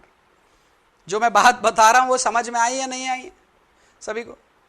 अरे भैया ह्यूमिडिटी की बात समझाया, सभी को समझ आई या नहीं आई? जल्दी बताइए। ठीक है, चलिए। बचपन में पढ़ लिया था अपन ने, हो सकता है किसी का मैसेज आया सर ये तो बचपन में पढ़ लिया था। बिल्कुल सही है कि भाई आपका जो मटेरियल है, मटेरियल में ड्राइंग श्रिंकेज तभी देखने को मिलेगा जब वहां से आपके पास मॉइस्चर लॉस होगा, और वो मॉइस्चर लॉस तभी होगा जब इन्वायरमेंट को आपके मॉइस्चर की जरूरत होगी। मॉइस्चर ट्रांसफर हो रहा है आपके मटेरियल से इन्वायरमेंट में इवोपरेशन के थ्रू, वो होगा तब जब ह्यूमिडिटी कम होगी। क्लियर है बात? अरे क्लियर है बात? चलिए, तो यहां पर बात करता हूं ड्राइंग श्रिंकेज जो रहता है, ड्राइंग श्रिंकेज जो रहता है वो हम बात करते हैं ऐसी जगह पर जहां पर मॉइस्चर थोड़ा, जहां पर ह्यूमिडिटी थोड़ी कम है। चलो एक क्वेश्चन मेरा है आपसे, यहीं से एक क्वेश्चन है मेरे पास पर आपके लिए। मेरा क्वेश्चन है, if the relative humidity is 100%, if relative humidity is 100%, what could be the drying shrinkage? Option A maximum, option B minimum, option C 0, option D none of the above. फिर से बोल रहा हूं मैं, यदि रिलेटिव ह्यूमिडिटी 100% हो जाती है तो वहां पर ड्राइंग श्रिंकेज कितना होगा? बहुत ज्यादा होगा, बहुत कम होगा, 0% का होगा, या इनमें से कोई ऑप्शन सही नहीं है? बताएंगे। 0 है ना? आसपास यदि पानी ही पानी, इसका मतलब है आपने पानी में डुबो के रख दिया है। तो हम क्या करते हैं, रिलेटिव ह्यूमिडिटी 100% करने के लिए हम कंक्रीट के क्यूब को बनाकर, या आपको याद होगा ब्रिक की जब हम टेस्टिंग करते तो ब्रिक को रिलेटिव ह्यूमिडिटी 100% में रख देते थे, है ना? चलिए, तो ड्राइंग श्रिंकेज के बारे में यदि मैं बात करता हूं, ड्राइंग श्रिंकेज को रोका जा सकता है, प्लास्टिक को नहीं रोका जा सकता। प्लास्टिक यदि नहीं होगा तो रिएक्शन नहीं होगी, रिएक्शन नहीं होगी तो कंक्रीट की स्ट्रेंथ नहीं आएगी, स्ट्रेंथ नहीं आएगी तो कंक्रीट बनाने का मतलब ही बेकार होगा। तो प्लास्टिक होना चाहिए, ड्राइंग नहीं होना चाहिए। प्लास्टिक को रोका जा भी नहीं सकता, रोकने के लिए रोक तो नहीं सकते, हाँ इसका रेट को कम कर सकते हैं। रेट को कम करने के लिए जिप्सम को डाल दो, जिप्सम जो है रिएक्शन का रेट को कम कर देगा, तो मॉइस्चर धीरे धीरे धीरे इस्तेमाल होगा, रेट ऑफ श्रिंकेज कम हो जाएगा। यहां पर मैं बात करता हूं ड्राइंग के अंदर पर, ड्राइंग जो है वो एनवायरनमेंट पर, ह्यूमिडिटी पर बहुत ज्यादा डिपेंड करता है। लेकिन ड्राइंग को रोकने के लिए हम क्या कर सकते हैं? ड्राइंग को रोकने के लिए हम, जैसे ही आपके पास पर एनवायरनमेंट क्या करता है, जैसे हमने घर बनाया, जैसे हमने सीमेंट मोटार लगाया, हमने कंक्रीट डाला, तो एनवायरनमेंट कहता है लाओ पानी दो मुझे। तुम्हारा क्या मतलब, तुम्हें पानी रखकर लाओ दो, मेरे पास पर ह्यूमिडिटी कम है। तो हम क्या कहते हैं, ठीक है तुम पानी लो, हम स्ट्रक्चर को और भिगा देते, और क्यूरिंग कर देते, स्प्रे कर कर। हमें लगा यार कितनी बार क्यूरिंग करेंगे, रूफ की बार बार कर रहे हो तो बहकर चला जा रहा है, अब क्या करेंगे? और इन्वायरमेंट तो पूरा दिन भर उससे पानी ले रहा है, तो हम पॉन्डिंग कर देते हैं। हम क्या कर देते हैं, छोटे छोटे पॉन्ड बना देते हैं, है ना? हम सीमेंट और सैंड को लेकर, बहुत नॉमिनल मिक्स को लेकर 1:8:10 का लेकर, उसको बीच बीच में से छोटे छोटे बॉक्स बना देते हैं, उसमें पानी भर देते हैं। वो पानी भरने की वजह से क्या होता है, इन्वायरमेंट को कहते हैं ले जाओ यहाँ से पानी ले जाओ, जितना पानी चाहिए ले जाओ। और सीमेंट कॉन्क्रीट को बोलते हैं कुछ पानी की जरूरत है ना, ऊपर है ले लेना, कुछ कमी मत आने देना। तो सीमेंट मोटार पानी लेता जाता है, और क्रैक का फॉर्मेशन होता नहीं, क्योंकि हीट ऑफ हाइड्रेशन जो है वो आपके पास से बाहर नहीं आ पाती, जिसकी वजह से क्रैक नहीं आता। आ रही है बात, मेरी बात समझ में आ रही है भैया? अरे समझ आ रही है? सरफराज, रवि कुमार समझ आ रही है? मंगल, कमलेश समझ आ रही है बात? क्लियर है? सो यदि मैं बात करूं, प्लास्टिक श्रिंकेज होगा, रोक नहीं सकते, रोकना भी नहीं चाहिए। ड्राइंग श्रिंकेज होगा, रोक सकते हैं, रोकने का तरीका कहलाता है क्यूरिंग। क्या कहलाता है? क्यूरिंग। अब क्यूरिंग कहने का मतलब है पानी को डालना, मतलब क्यूरिंग गलत बात। कंक्रीट को सेट होने देना, उसके लिए इन्वायरमेंट प्रोवाइड करना, दैट इज क्यूरिंग, सही बात। फिर से बोल रहा हूं, पानी को डालना और कंक्रीट को सेट होने देना गलत बात, इसे नहीं बोलते क्यूरिंग। कंक्रीट के लिए, कंक्रीट की सेटिंग के लिए एक सुटेबल इन्वायरमेंट क्रिएट करना, उसे बोलते हैं क्यूरिंग, सही बात। क्योंकि क्यूरिंग करने के लिए जरूरी नहीं है कि हम पानी का इस्तेमाल करें, हम केमिकल कंपाउंड का भी इस्तेमाल कर सकते हैं जो आपका क्यूरिंग प्रोसेस करते हैं। मतलब वो क्या करते हैं, वो आपके पास पर सरफेस के ऊपर एक ना सील कोट बना लेते हैं। वो सील कोट क्या कर लेता है, वो सील कोट है इवेपोरेशन रोक देता है, ड्राइंग को रोक देता है। अब ड्राइंग होगा ही नहीं, पानी जाएगा ही नहीं, तो फिर तो क्यूरिंग की जरूरत ही नहीं पड़ेगी, पानी की जरूरत ही नहीं पड़ेगी। आ रही बात समझ में?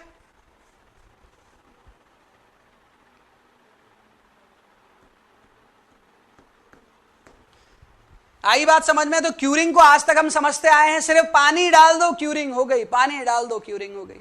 तो मैं फिर से बता रहा हूं, पानी का स्प्रे करना, पॉन्डिंग करना, जूट बैग लगाना, जो भी तरह तरह के आपके पास पर स्टीम क्यूरिंग करना तंत्र जो भी हो आपके पास पर, वो क्यूरिंग करते हैं। मतलब वो कंक्रीट को सेट करने के लिए एक एनवायरनमेंट प्रोवाइड करते हैं।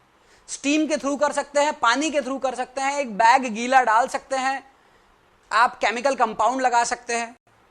क्लियर है बात? लुब्रिकेंट क्यों लगाएंगे हीरो मेरे? लुब्रिकेंट की डेफिनेशन पता होनी चाहिए आपको। चलिए, यहां से यहां तक मेरे को लगता है ये वाला पॉइंट आपको समझ में आ गया होगा।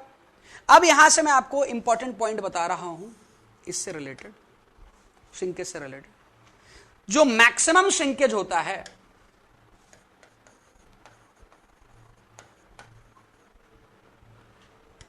मैक्सिमम श्रिंकेज जो होता है, उसकी वजह से जो स्ट्रेन आता है वो कितना होता है? Maximum shrinkage strain. श्रिंकेज की वजह से ज्यादा जो स्ट्रेन आ सकता है दैट इज 0.0003। क्लियर है? श्रिंकेज की वजह से ज्यादा जो स्ट्रेन आ सकता है वो आएगा 0.0003।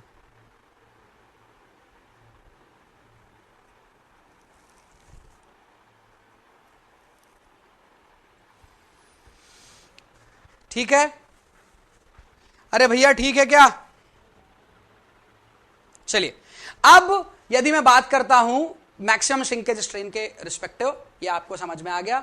अब बात करते हैं, सर ये तो पढ़ लिया, सर सब्जेक्ट तो आरसीसी है ना, आरसीसी में श्रिंकेज को बताओ क्या होगा, आरसीसी स्ट्रक्चर में बताओ। सर ये क्या करेंगे, उनके रिस्पेक्टिव बताओ इन श्रिंकेज में। तो पहले श्रिंकेज को थोड़ा सा एक बार ध्यान से देखो कि श्रिंकेज क्या कर रहा है।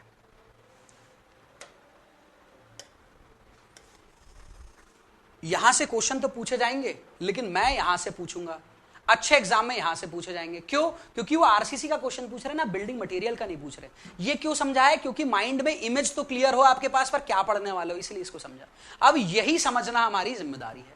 यह है आपके पास पर बीम, ठीक है?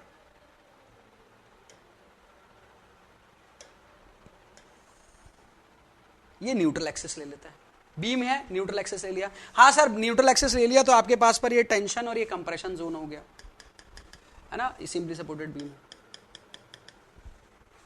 अब श्रिंकेज कहां पर आ सकता है इस बीम में?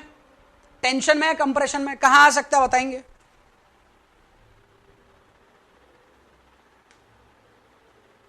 सुदीप हीरो, अभी रुक जाओ बताऊंगा। चलिए मुझे पहले बताइए, इस बीम में श्रिंकेज कहां पर आएगा, कंप्रेशन जोन या टेंशन जोन में? कहां पर आएगा बताइए?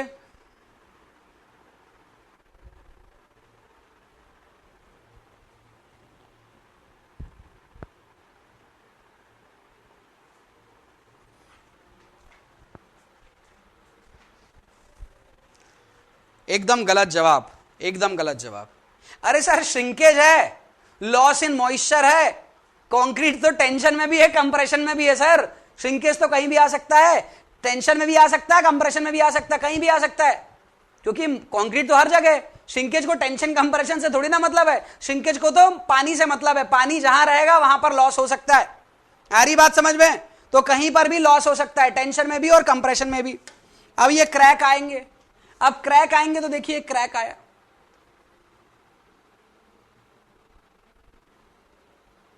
ये श्रिंकेज की वजह से।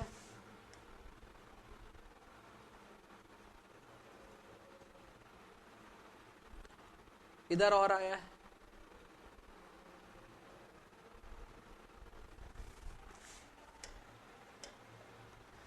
समझ आया? क्रैक आपको दिख रहा है सभी को? क्रैक, अभी क्रैक आ रहा है तो कंक्रीट क्या हो रहा है? स्प्लिट हो रहा है क्या? देखे बताइए, जब क्रैक आ रहा है तो कंक्रीट स्प्लिट हो रहा है कि नहीं हो रहा है? हो रहा है स्प्लिट। क्रैक आया तो कंक्रीट स्प्लिट हुआ, क्रैक आया तो कंक्रीट स्प्लिट हुआ या नहीं हुआ?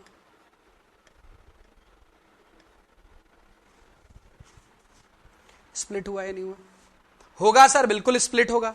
मींस यहां पर पॉइंट लिख रहा हूं मैं, due to shrinkage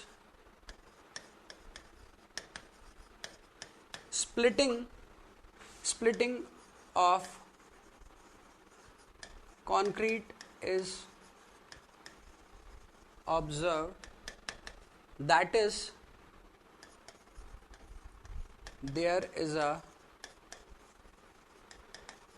tensile stress. मतलब श्रिंकेज की वजह से टेंसाइल स्ट्रेस का फॉर्मेशन होगा।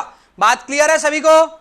बताएंगे सभी लोग, बताइए सभी को बात क्लियर है कि टेंसाइल स्ट्रेस का फॉर्मेशन होगा श्रिंकेज की वजह से? होगा या नहीं होगा?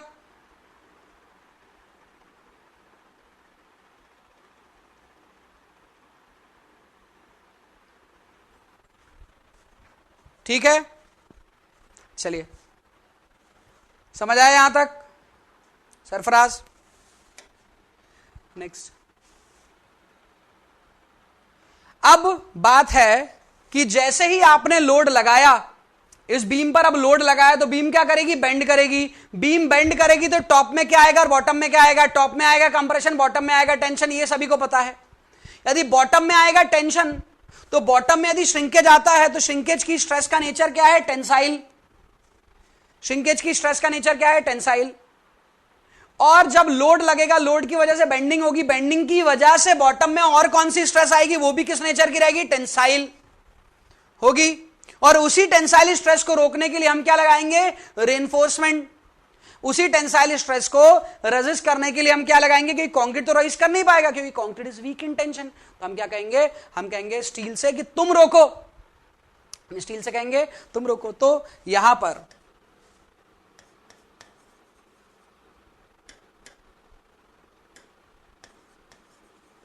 shrinkage is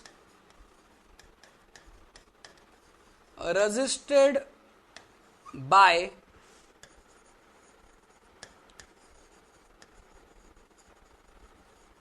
reinforcement in tension zone। Tension zone में रेनफोर्समेंट की वजह से हम श्रिंकेज को रोक सकते हैं, क्योंकि श्रिंकेज की वजह से आने वाली स्ट्रेस और बेंडिंग की वजह से आने वाली स्ट्रेस दोनों सेम नेचर की, टेंसाइल नेचर की होती है। तो दोनों की दोनों स्ट्रेसेस को रोक लिया जाएगा। किसकी वजह से रोक लिया जाएगा? दोनों की दोनों स्ट्रेसेस को रोक लिया जाएगा। किसकी वजह से? रेनफोर्समेंट की मदद से। लेकिन सर कंप्रेशन जोन का क्या होगा? क्योंकि कंप्रेशन जोन में लोडिंग की वजह से तो कंप्रेसिव स्ट्रेस आ रही है, लेकिन श्रिंकेज की वजह से टेंसाइल स्ट्रेस आ रही है। लेकिन हम बात करें, बीम को मेनली डिजाइन किया जाता है टेंशन जोन से फेलियर ना हो उस वजह से। तो इसीलिए देखा जाता है कि कंप्रेशन जोन हमेशा वीक रहता है श्रिंकेज में, है ना? कंप्रेशन जोन हमेशा वीक रहेगा, क्योंकि हमेशा वहां पर एनफोर्समेंट लगाने की जरूरत नहीं है, क्योंकि टेंशन जोन में लगा दिए। टेंशन जोन यदि आपके पास पर रिक्वायरमेंट है तो। सो कंप्रेशन जोन इज मेजरली, या मोस्टली बोल दें अपन इसे,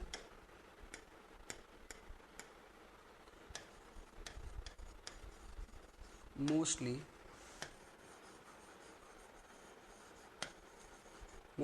affected by, compression zone is mostly affected by, किसके थ्रू अफेक्ट हो सकता है? Mostly affected by, compression zone is mostly affected by shrinkage. ये पूछा जाएगा श्रिंकेज का डोमिनेशन कहां ज्यादा होता है, श्रिंकेज का प्रभुत्व कहां ज्यादा होता है, तो it is dominating in compression zone as compare to tension zone. Clear है बात? कारण ये ऊपर लिख रखा है मैंने, क्यों टेंशन जोन में डोमिनेट नहीं कर पाता है, क्योंकि shrinkage is resisted by reinforcement in tension zone, resistance मिल जाता है श्रिंकेज का। क्लियर है बात यहां तक सभी को? चलिए यहां तक क्लियर है। नेक्स्ट पॉइंट लिखता हूं। नेक्स्ट पॉइंट है यहां पर आपके पास पर कि सर कंप्रेशन जोन का क्या होगा, कंप्रेशन जोन तो वीक रहेगा, कंप्रेशन जोन को स्ट्रांग बनाना है तो क्या करेंगे? तो दो तरह की बीम्स के नाम सुने होंगे आप लोगों ने। दो तरह की बीम्स के नाम कौन कौन से हैं? वो नाम है सिंगली रेनफोर्स्ड बीम और डबली रेनफोर्स्ड बीम। सुना है नाम? क्या मतलब होता है वो नहीं जानना है, वो बताऊंगा आगे। सरफराज आगे बताऊंगा। सिंगली डबली के बारे में नहीं जानना है, नाम सुने हैं कि नहीं सुने ये बताइए। सुन रखा है? तो यहां पर हम बात करेंगे डबली रेनफोर्स्ड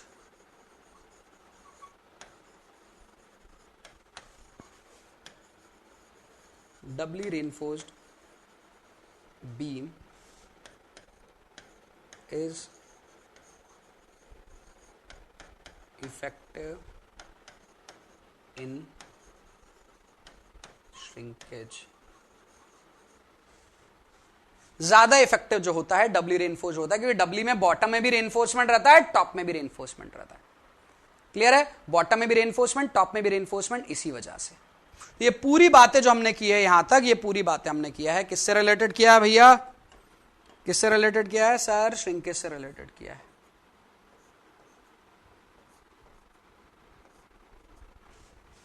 ठीक है सभी को? ये चारों पॉइंट याद रखना है, कहीं से भी क्वेश्चन पूछे जा सकते हैं।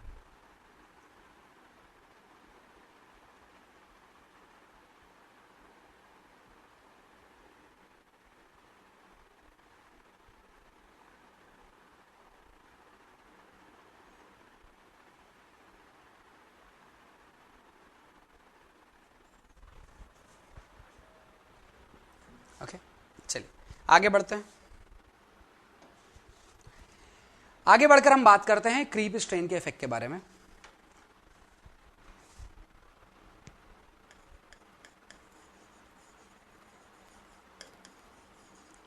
Effect of creep strain. Creep strain के इफेक्ट को हम समझने की कोशिश करते हैं। तो क्रीप स्ट्रेन के रिस्पेक्टिव यदि मैं बात करता हूं, थोड़ा सा ध्यान से देखेंगे।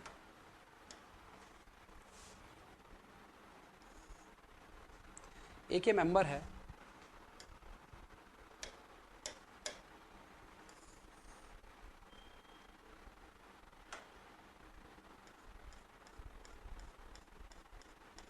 यहां पर एक लोडिंग है W अमाउंट की एक लोडिंग है। इस लोडिंग की वजह से स्ट्रेन जो आएगा विजिबल नहीं रहेगा, लेकिन मैं आपको विजिबल करा रहा हूं। उसकी वजह से जो आपके पास पर स्ट्रेन आएगा वो लगभग कुछ इतना है। यहां पर ये स्ट्रेन है, ये क्या है? It is strain due to instant loading. Instant loading की वजह से जो स्ट्रेन है, यदि ये लेंथ आपके पास पर L है, तो ये स्ट्रेन जो होगा, या ये जो चेंज इन डायमेंशन है, यदि ये L है तो यही जो चेंज इन डायमेंशन है, इसे मैं क्या लिख सकता हूं? ये चेंज इन डायमेंशन को क्या लिख सकता हूं मैं? सर आप इसे लिख सकते हैं डेल L लिख सकते हैं, आप इसे लिख सकते हैं डेल L। क्लियर है? इसे इतना लिख सकता हूं।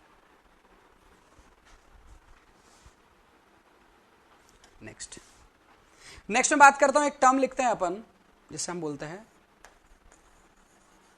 Creep coefficient. क्या बोलते हैं? Creep coefficient. इसे डिनोट करते हैं सिंबल थीटा से। आप किसी और से भी कर सकते हैं, आपका रिप्रेजेंट करने का तरीका है कुछ ऐसा, आप इससे भी कर सकते हैं। तो creep coefficient it is the ratio of creep strain upon elastic और अल्टीमेट स्ट्रेन, इलास्टिक या फिर अल्टीमेट स्ट्रेन, इसका रेशो होता है क्या आपके पास पर, creep strain, sorry creep coefficient, creep coefficient इसका रेशो होता है।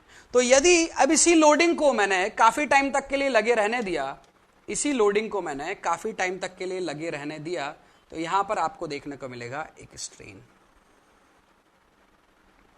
बढ़ता हुआ स्ट्रेन देखने को मिलेगा, और यहां पर जो स्ट्रेन होगा, यहां पर ये जो स्ट्रेन होगा या चेंज इन डायमेंशन होगा वो कितना होगा, वो निकाला जा सकता है। यहां पर जो चेंज इन डायमेंशन होगा वो कितना होगा, निकाला जा सकता है। अरे भैया निकाला जा सकता है कि नहीं निकाला जा सकता, क्लियर है? यहां पर चेंज इन डायमेंशन कितना होगा वो निकाल सकते हैं, ठीक है। अब यदि नेक्स्ट हम निकाल सकते हैं यहां पर कितना होगा, तो क्या बोल सकते हैं इसे, पहली बात तो यदि इलास्टिक स्ट्रेन होगा, ये वाला जो पार्ट है आपके पास पर, दिस वन, ये जो है इसे हम बोल रहे हैं इलास्टिक, या क्या बोल रहे हैं इसे, इंस्टेंट स्ट्रेन, किसी इंस्टेंट पर आया हो। और ये कौन सा है आपके पास पर, वो इंस्टेंट बिहेवियर है, और ये क्या कौन सा है, इट इज क्रीप बिहेवियर, ये क्रीप बिहेवियर है, नीचे वाला क्रीप है, ऊपर वाला इंस्टेंट है। सो क्रीप कोफिशिएंट के बारे में बात करें, क्रीप कोफिशिएंट होता है creep strain upon elastic strain, तो हम क्रीप स्ट्रेन को निकाल सकते हैं। Creep strain of a this section, इस स्ट्रेन, इस सेक्शन का क्रीप स्ट्रेन कितना होगा वो निकाल सकते हैं, यहां पर रखकर निकाल लो आप, मैं डायरेक्टली लिख दूंगा अभी, पर आपको निकाल कर बता देता हूं यहां पर। हाँ, यहां पर मैं डायरेक्टली लिख देता हूं, creep strain, strain due to creep upon strain due to elastic behaviour, so change in length due to creep upon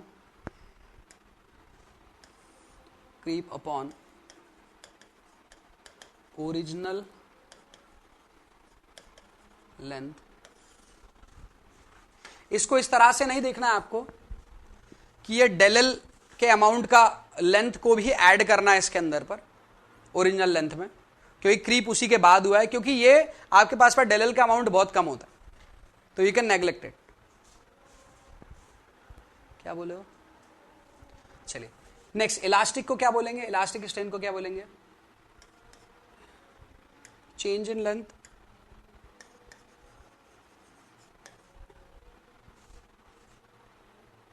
change in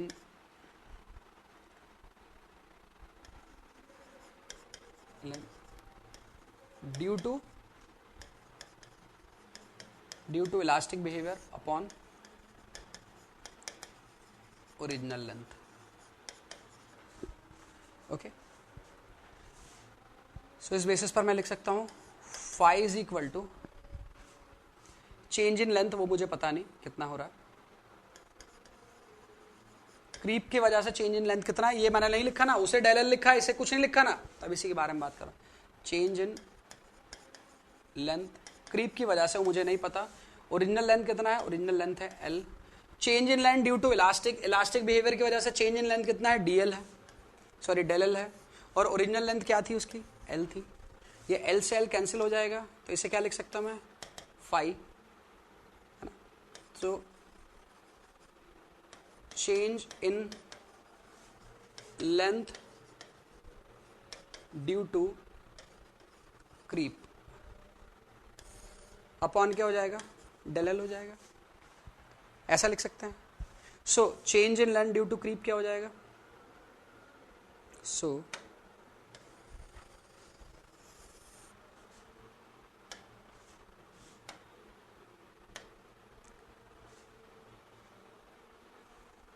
change in length due to creep कितना हो जाएगा, इन दोनों का मल्टीप्लिकेशन, फाई डेल एल या del L phi, जैसा जिस form में लिखना। क्लियर है? ऐसा लिखा जा सकता है? बताइएगा, लिख सकते हैं? जल्दी देखकर बताइए।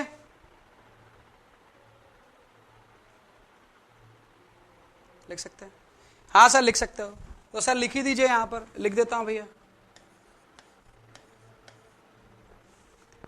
ये भी बोल सकते हैं creep is a function of elastic strain.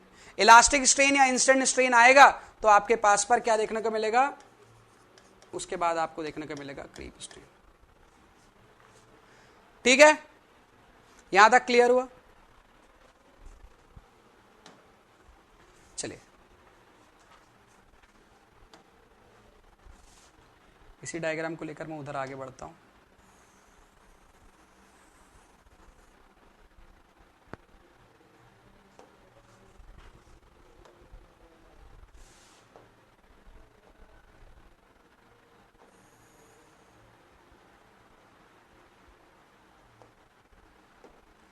ठीक है, तो ये था आपके पास पर डायग्राम। अब यहां से मैं बात करता हूं दो तरह के मॉडल्स। कौन कौन से मॉडल्स के बारे में बात कर रहे थे सरफराज, बताओ मुझे जरा। अब हम बात करते हैं सरफराज कौन से मॉडल्स। सर आप बात कर रहे थे, एक तो कर रहे थे सर आप short term models,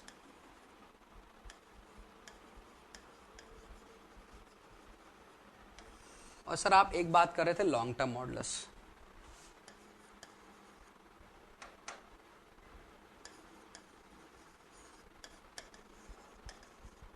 long term models. Sir short term models को हम ES से भी रिप्रेजेंट कर सकते हैं, या फिर EC भी लिख सकते हैं, शॉर्ट टर्म EC होता है, या फिर सर हम इसे लिख सकते हैं 5000√f(c) से भी लिख सकते हैं। क्लियर है? लॉन्ग टर्म को किससे लिख सकते हैं, EL से भी लिख सकते हैं, या फिर सीकेंड मॉडल्स से भी लिख सकते हैं। क्लियर है भाई यहां तक बात? अब यहां तक क्लियर है तो हमें इलास्टिक मॉडल्स के बारे में थोड़ा सा समझना होगा। Stress is directly proportional to strain under proportionality limit. Stress is equal to strain, और हम यहां पर कांस्टेंट लगा देते हैं इलास्टिक मॉडल्स का।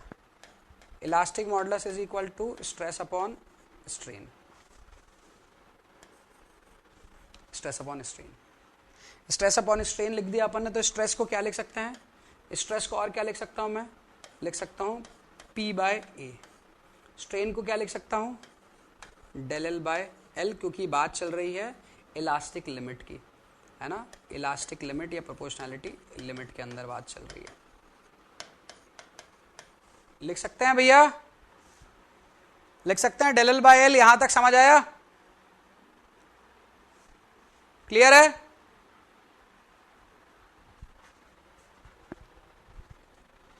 चलो रवि समझ आया।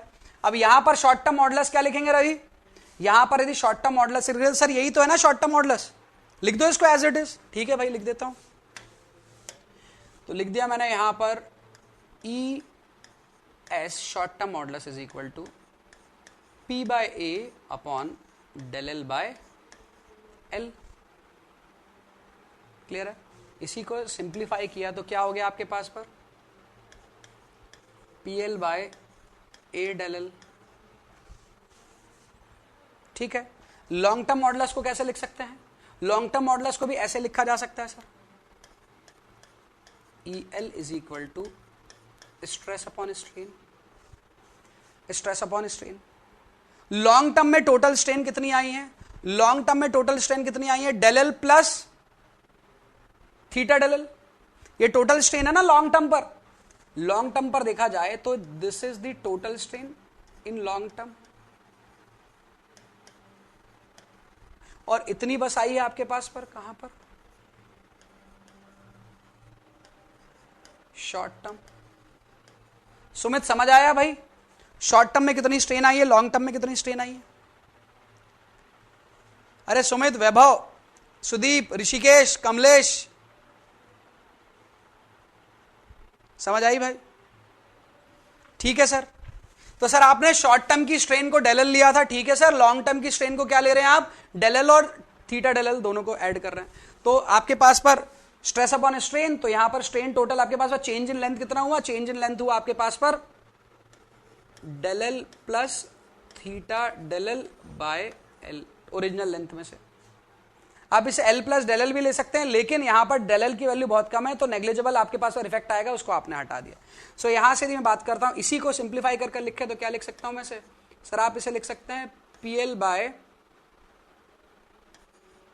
ए del L plus theta del L. यहां से क्या कॉमन लिया जा सकता है हीरो, सर यहां से आप कॉमन ले सकते हैं P L upon theta del L को कॉमन ले लीजिए, तो A del L 1 plus theta आ गया सर, ठीक है, आ गया हीरो। इसे क्या बोल सकते हो, इसे क्या बोल सकते हो, शॉर्ट टर्म बोल सकते हो, बोल सकते हो इसे शॉर्ट टर्म, हाँ सर बोल सकते हैं, तो बोलो इसको।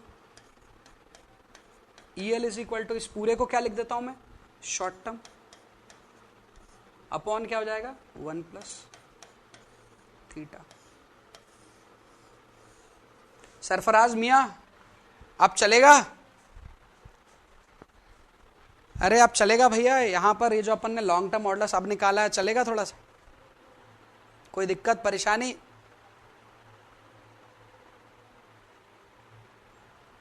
है ना, देर से पढ़ा लेकिन फॉर्मूला पढ़ा कि क्या फॉर्मूला था उसका, ठीक है।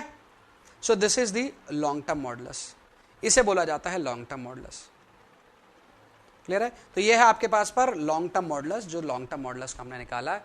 सर ये थीटा क्या है, अरे थीटा बताया मैंने, सर आपने तो फाई लिखा था तो अभी यहां पर थीटा लिख दिया, है ना, कुछ को कंफ्यूजन हो रहा होगा कि फाई लिखा था सर थीटा लिख दिया, तो ये उसको फाई कर लो यार, नहीं तो कल को कॉपी देखें तो अपने को लगे कि सर ने तो कभी कुछ लिखवा दिया, फिर कुछ कुछ होता है वाला कुछ कुछ नहीं होगा, ठीक है। तो मुझे लगता है कि ये वाला पार्ट आप लोग को समझ आया होगा। अब बात करते हैं क्रीप कोफिशिएंट की। क्रीप कोफिशिएंट फाई का वैल्यू जो है आपके पास पर वो टाइम के साथ बढ़ रहा है, कम हो रहा है, क्या हो रहा है, क्या राजनीति है उसके पीछे, उसको थोड़ा समझने की कोशिश करते हैं। तो जब मटेरियल को टेस्ट किया गया लैब में, कौन से मटेरियल को, कंक्रीट को जब लैब में टेस्ट किया गया, तो कंक्रीट को लैब में टेस्ट करने के बाद हमने इसकी कर्व को ड्रॉ किया, हमने इसकी कर्व को ड्रॉ किया। कंक्रीट को जब टेस्ट किया गया लैब में तो हमने क्या किया, इसकी स्ट्रेस को या इसके बिहेवियर को चेक किया। तो मैं बात कर रहा हूं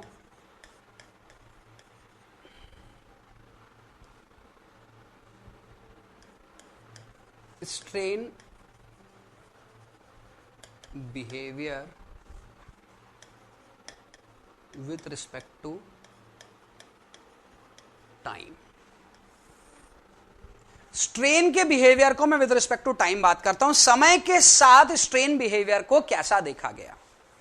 समय के साथ क्यों बात कर रहे हो सर, अरे भैया क्रीप टाइम के साथ ही तो आ रही है, तो इंस्टेंट और क्रीप के बीच में जो डिफरेंस समझना है आपको, इसी से समझ आ पाएगा। मैं नहीं बता रहा हूं कि ये कर्व ऐसी बनती है, मैं ये बता रहा हूं कि टेस्ट किया तो ऐसी बन चुकी है, आप टेस्ट करोगे तो आपको भी ऐसी मिलेगी।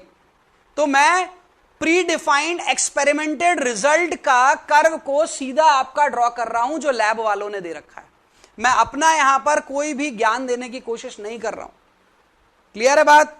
तो अपने को यह नहीं समझना सर ऐसा क्यों हो रहा है, वैसा क्यों हो रहा है, सर ऐसा तो वैसा होना चाहिए था, है ना। तो भैया ये मटेरियल का बिहेवियर है, मटेरियल के बिहेवियर की कर्व को ड्रॉ कर रहा हूं। ये मटेरियल की कर्व पर हम बात करते हैं स्ट्रेन एंड टाइम को, स्ट्रेन एंड टाइम के बारे में बात करते हैं। टाइम को इधर लिख देता हूं, वहां पर स्ट्रेन वगैरह को लिखूंगा मैं।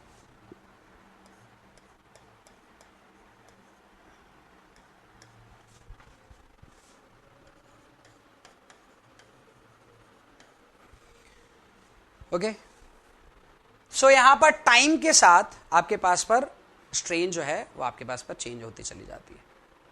चलिए, लोड लगाओगे स्ट्रेन आएगा, लोड को लगाते टाइम के साथ बढ़ाते चले जाओगे तो आपके पास पर स्ट्रेन भी चेंज होती चली जाएगी। आपने जैसे ही लोड लगाया, मेरी बात को ध्यान से सुनेंगे, जैसे ही लोड लगाया,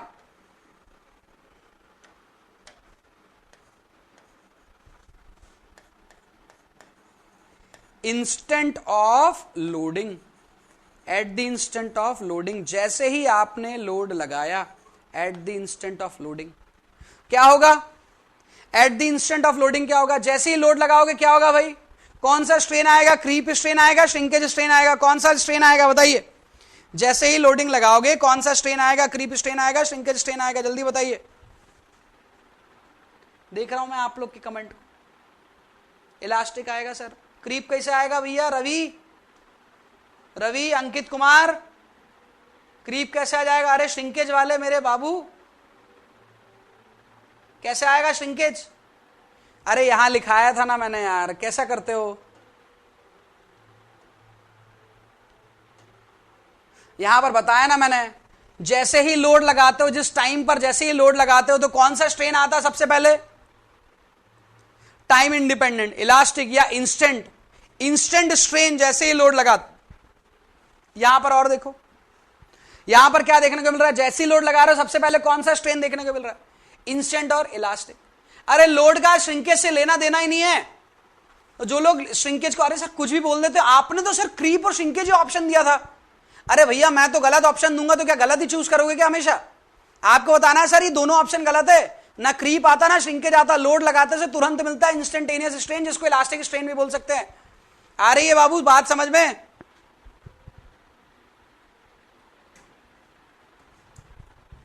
अरे आज नहीं घूमेंगे ना तो एग्जाम घुमा देगा हमें। चलिए कोई बात नहीं, आगे बढ़ते हैं।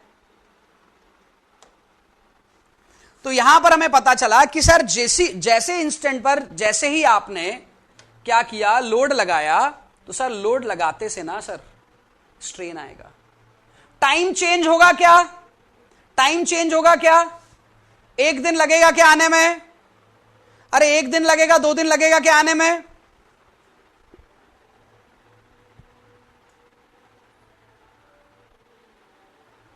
नहीं आएगा, बिल्कुल सर।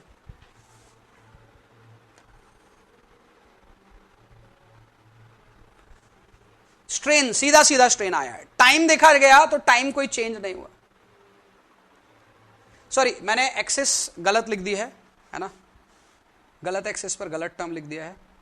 इसको मैं चेंज कर देता हूं, इसको इस तरफ बनाना चाहिए। फिर मुझे कर को ऐसा बना दूं क्या? चलो वो दिखने में समझ नहीं आएगा, इसको वैसे ही बना देता हूं।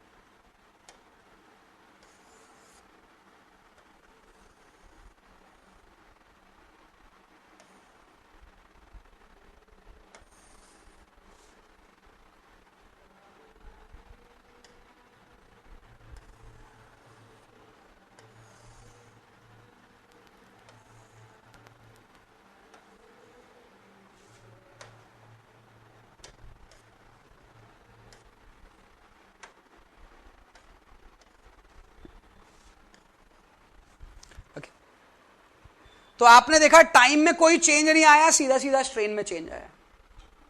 टाइम में कोई चेंज देखने को नहीं मिला, सीधा सीधा स्ट्रेन में चेंज देखने को मिला। उसके बाद क्या हुआ?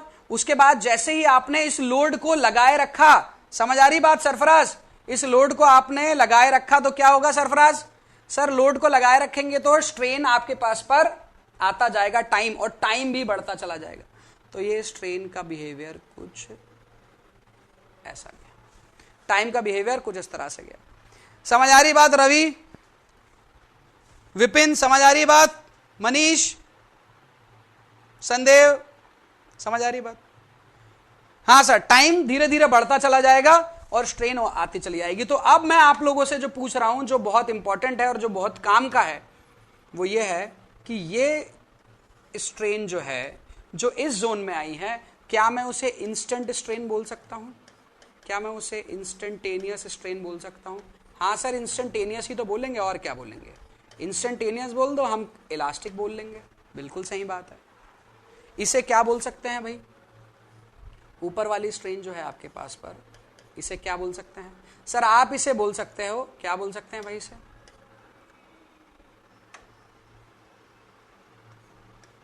सर आप इसे बोल सकते हो क्रीप स्ट्रेन, इसे बोल सकते हैं क्रीप स्ट्रेन।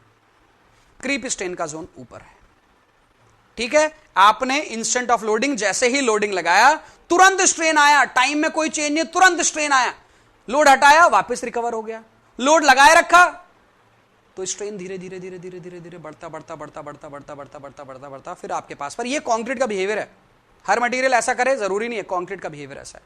और इसी कंक्रीट के बिहेवियर पर जब आपने आगे चले और आपने इस पॉइंट पर सोचा कि मैं क्या करता हूं, आपने इस पॉइंट पर सोचा कि मैं क्या कर देता हूं, अनलोडिंग कर देता हूं।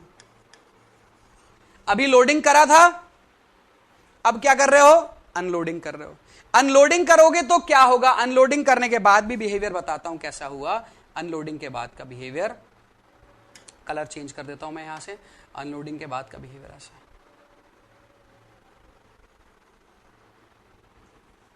अनलोडिंग के बाद आपको देखने को मिला कि यहां पर आपको रिकवरी मिली रिकवरी स्ट्रेन में। स्ट्रेन जो बढ़ गया था वो स्ट्रेन क्या हुआ, कम हुआ, और स्ट्रेन की रिकवरी मिली। तो ये कौन सी रिकवरी हुई है, क्रीप टाइम के साथ रिकवरी हुई है, सडन रिकवरी हुई है। सर ये सडन हुई है तो इसे बोलेंगे instant recovery, instant recovery.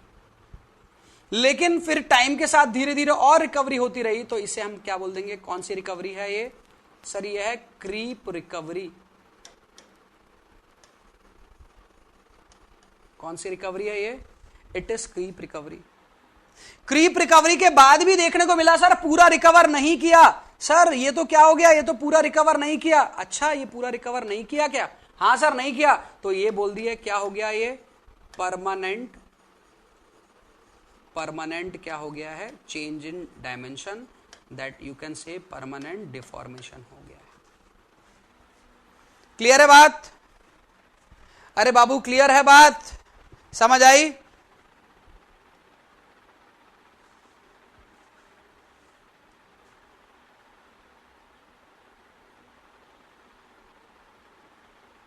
Sarfaraz,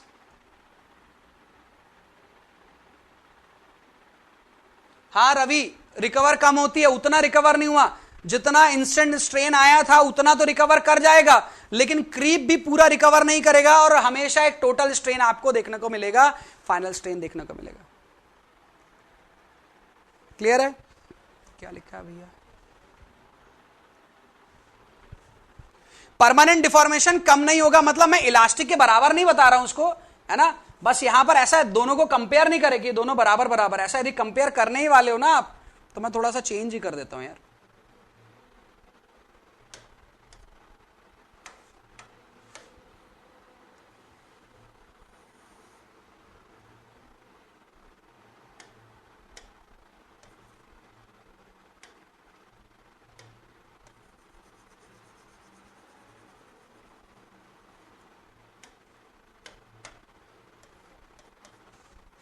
ठीक है, चलिए, सो मुझे लगता है कि ये पार्ट आपको समझ में आया होगा। अब यहां से क्या समझना था, यहां से समझना था कि जो कोफिशिएंट है वो कितना है, वो जो कोफिशिएंट है वो कितना है। यहां पर टाइम में देखते हैं तो 7 दिनों के बाद, टाइम के अकॉर्डिंग देखते हैं 7 दिनों के बाद, टाइम के अकॉर्डिंग देखते हैं हम यहां से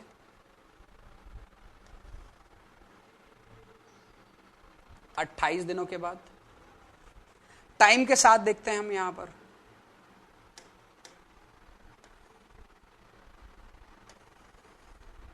1 साल के बाद।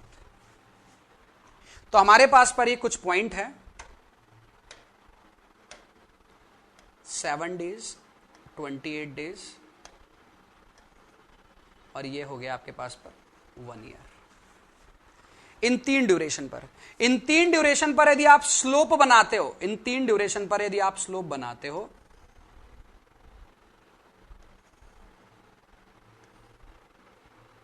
तीन स्लोप बनी, तो सबसे ज्यादा स्लोप या सबसे ज्यादा थीटा किसका है, 7 डे का है। सबसे ज्यादा स्लोप या सबसे ज्यादा थीटा किसका है, 7 डे का, फिर 28 डेज का, फिर 365 डेज का। क्लियर है? दिख रहा है आपको सभी को? अरे दिख रहा है कि नहीं यार, बताइए। थीटा या फाई जिससे अपन रिप्रेजेंट कर रहे थे सर, यहां का जो फाई होगा, ये यहां का जो फाई होगा 7 डे का, यहां का फाई होगा सर 28 डेज का, और यहां का फाई होगा सर 365 डेज या 1 ईयर का। तो सबसे ज्यादा फाई किसका होगा, 728 या 365? बताइए, सबसे ज्यादा फाई का वैल्यू कब का होगा, 728 या 365? 7 डेज का होगा। तो 7 डेज का, अब यहां पर मैं लिख रहा हूं वैल्यू, क्रीप कोफिशिएंट के बारे में, क्रीप कोफिशिएंट, इसको मैं फाई, आप लोग थीटा से भी रिप्रेजेंट कर सकते हैं, और यहां पर मैं टाइम की बात करता हूं, तो 7 डेज का सबसे ज्यादा, 28 डेज का उससे कम, और 365 डेज या 1 ईयर का उससे भी कम लिखा था। क्लियर है बात? तो सबसे कम है, सॉरी सबसे ज्यादा है 7 डेज का, स्लोप ज्यादा है, स्लोप कम हुआ और कम हुआ और कम हुआ और कम हो गया। तो 7 डेज का जो देखा जाता है, कितना देखा जाता है अभी, जो आपको IAS 456 2000 ने कुछ डेटा बता रखा है कि आप इतना मान लीजिए काम चल जाएगा। हमने कहा कितना मान ले, उन्होंने कहा कि आप 2.6 मान ले, 1.6 मान ले और 1.1 मान ले, तो काम चल जाएगा। तो ये 2.6 बोल रहा, 2.2 है वो, माय मिस्टेक, 2.2 है, दैट इज 2.2। अब मेरी बात को थोड़ा सा ध्यान से समझिए, ये तो हमें पहले यहां से भी पता चल गया था।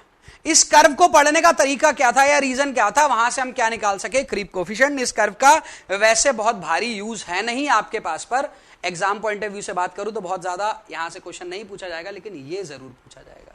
टाइम के साथ क्रीप कोफिशिएंट क्या होता है, जिसको ये कर्व याद है उसको डेटा याद नहीं रखना है, लेकिन डेटा बेस्ड क्वेश्चन भी आते हैं, इसलिए आप डेटा ही याद रखो आप। क्लियर है बात सभी को?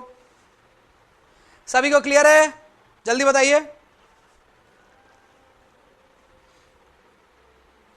है ना? ये वैल्यूज आपको समझ में आ रहा है? 7 डेज की इधर ही दिख रही है सर, ज्यादा होगी, 28 डेज की कम होगी, और 365 डेज की और कम होगी। क्लियर है?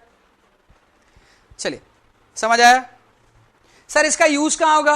अरे भैया यहां यूज होगा ना, यहां, ये यहां पर यूज होगा। ठीक है, चलिए आगे बढ़ता हूं। अब यहां से जो मैं इंपॉर्टेंट पार्ट बता रहा हूं, जो है क्वेश्चंस कैसे पूछे जाएंगे। तो यहां पर आप लोग को एक चीज पता है कि शॉर्ट टर्म मॉडुलस कितना होता है।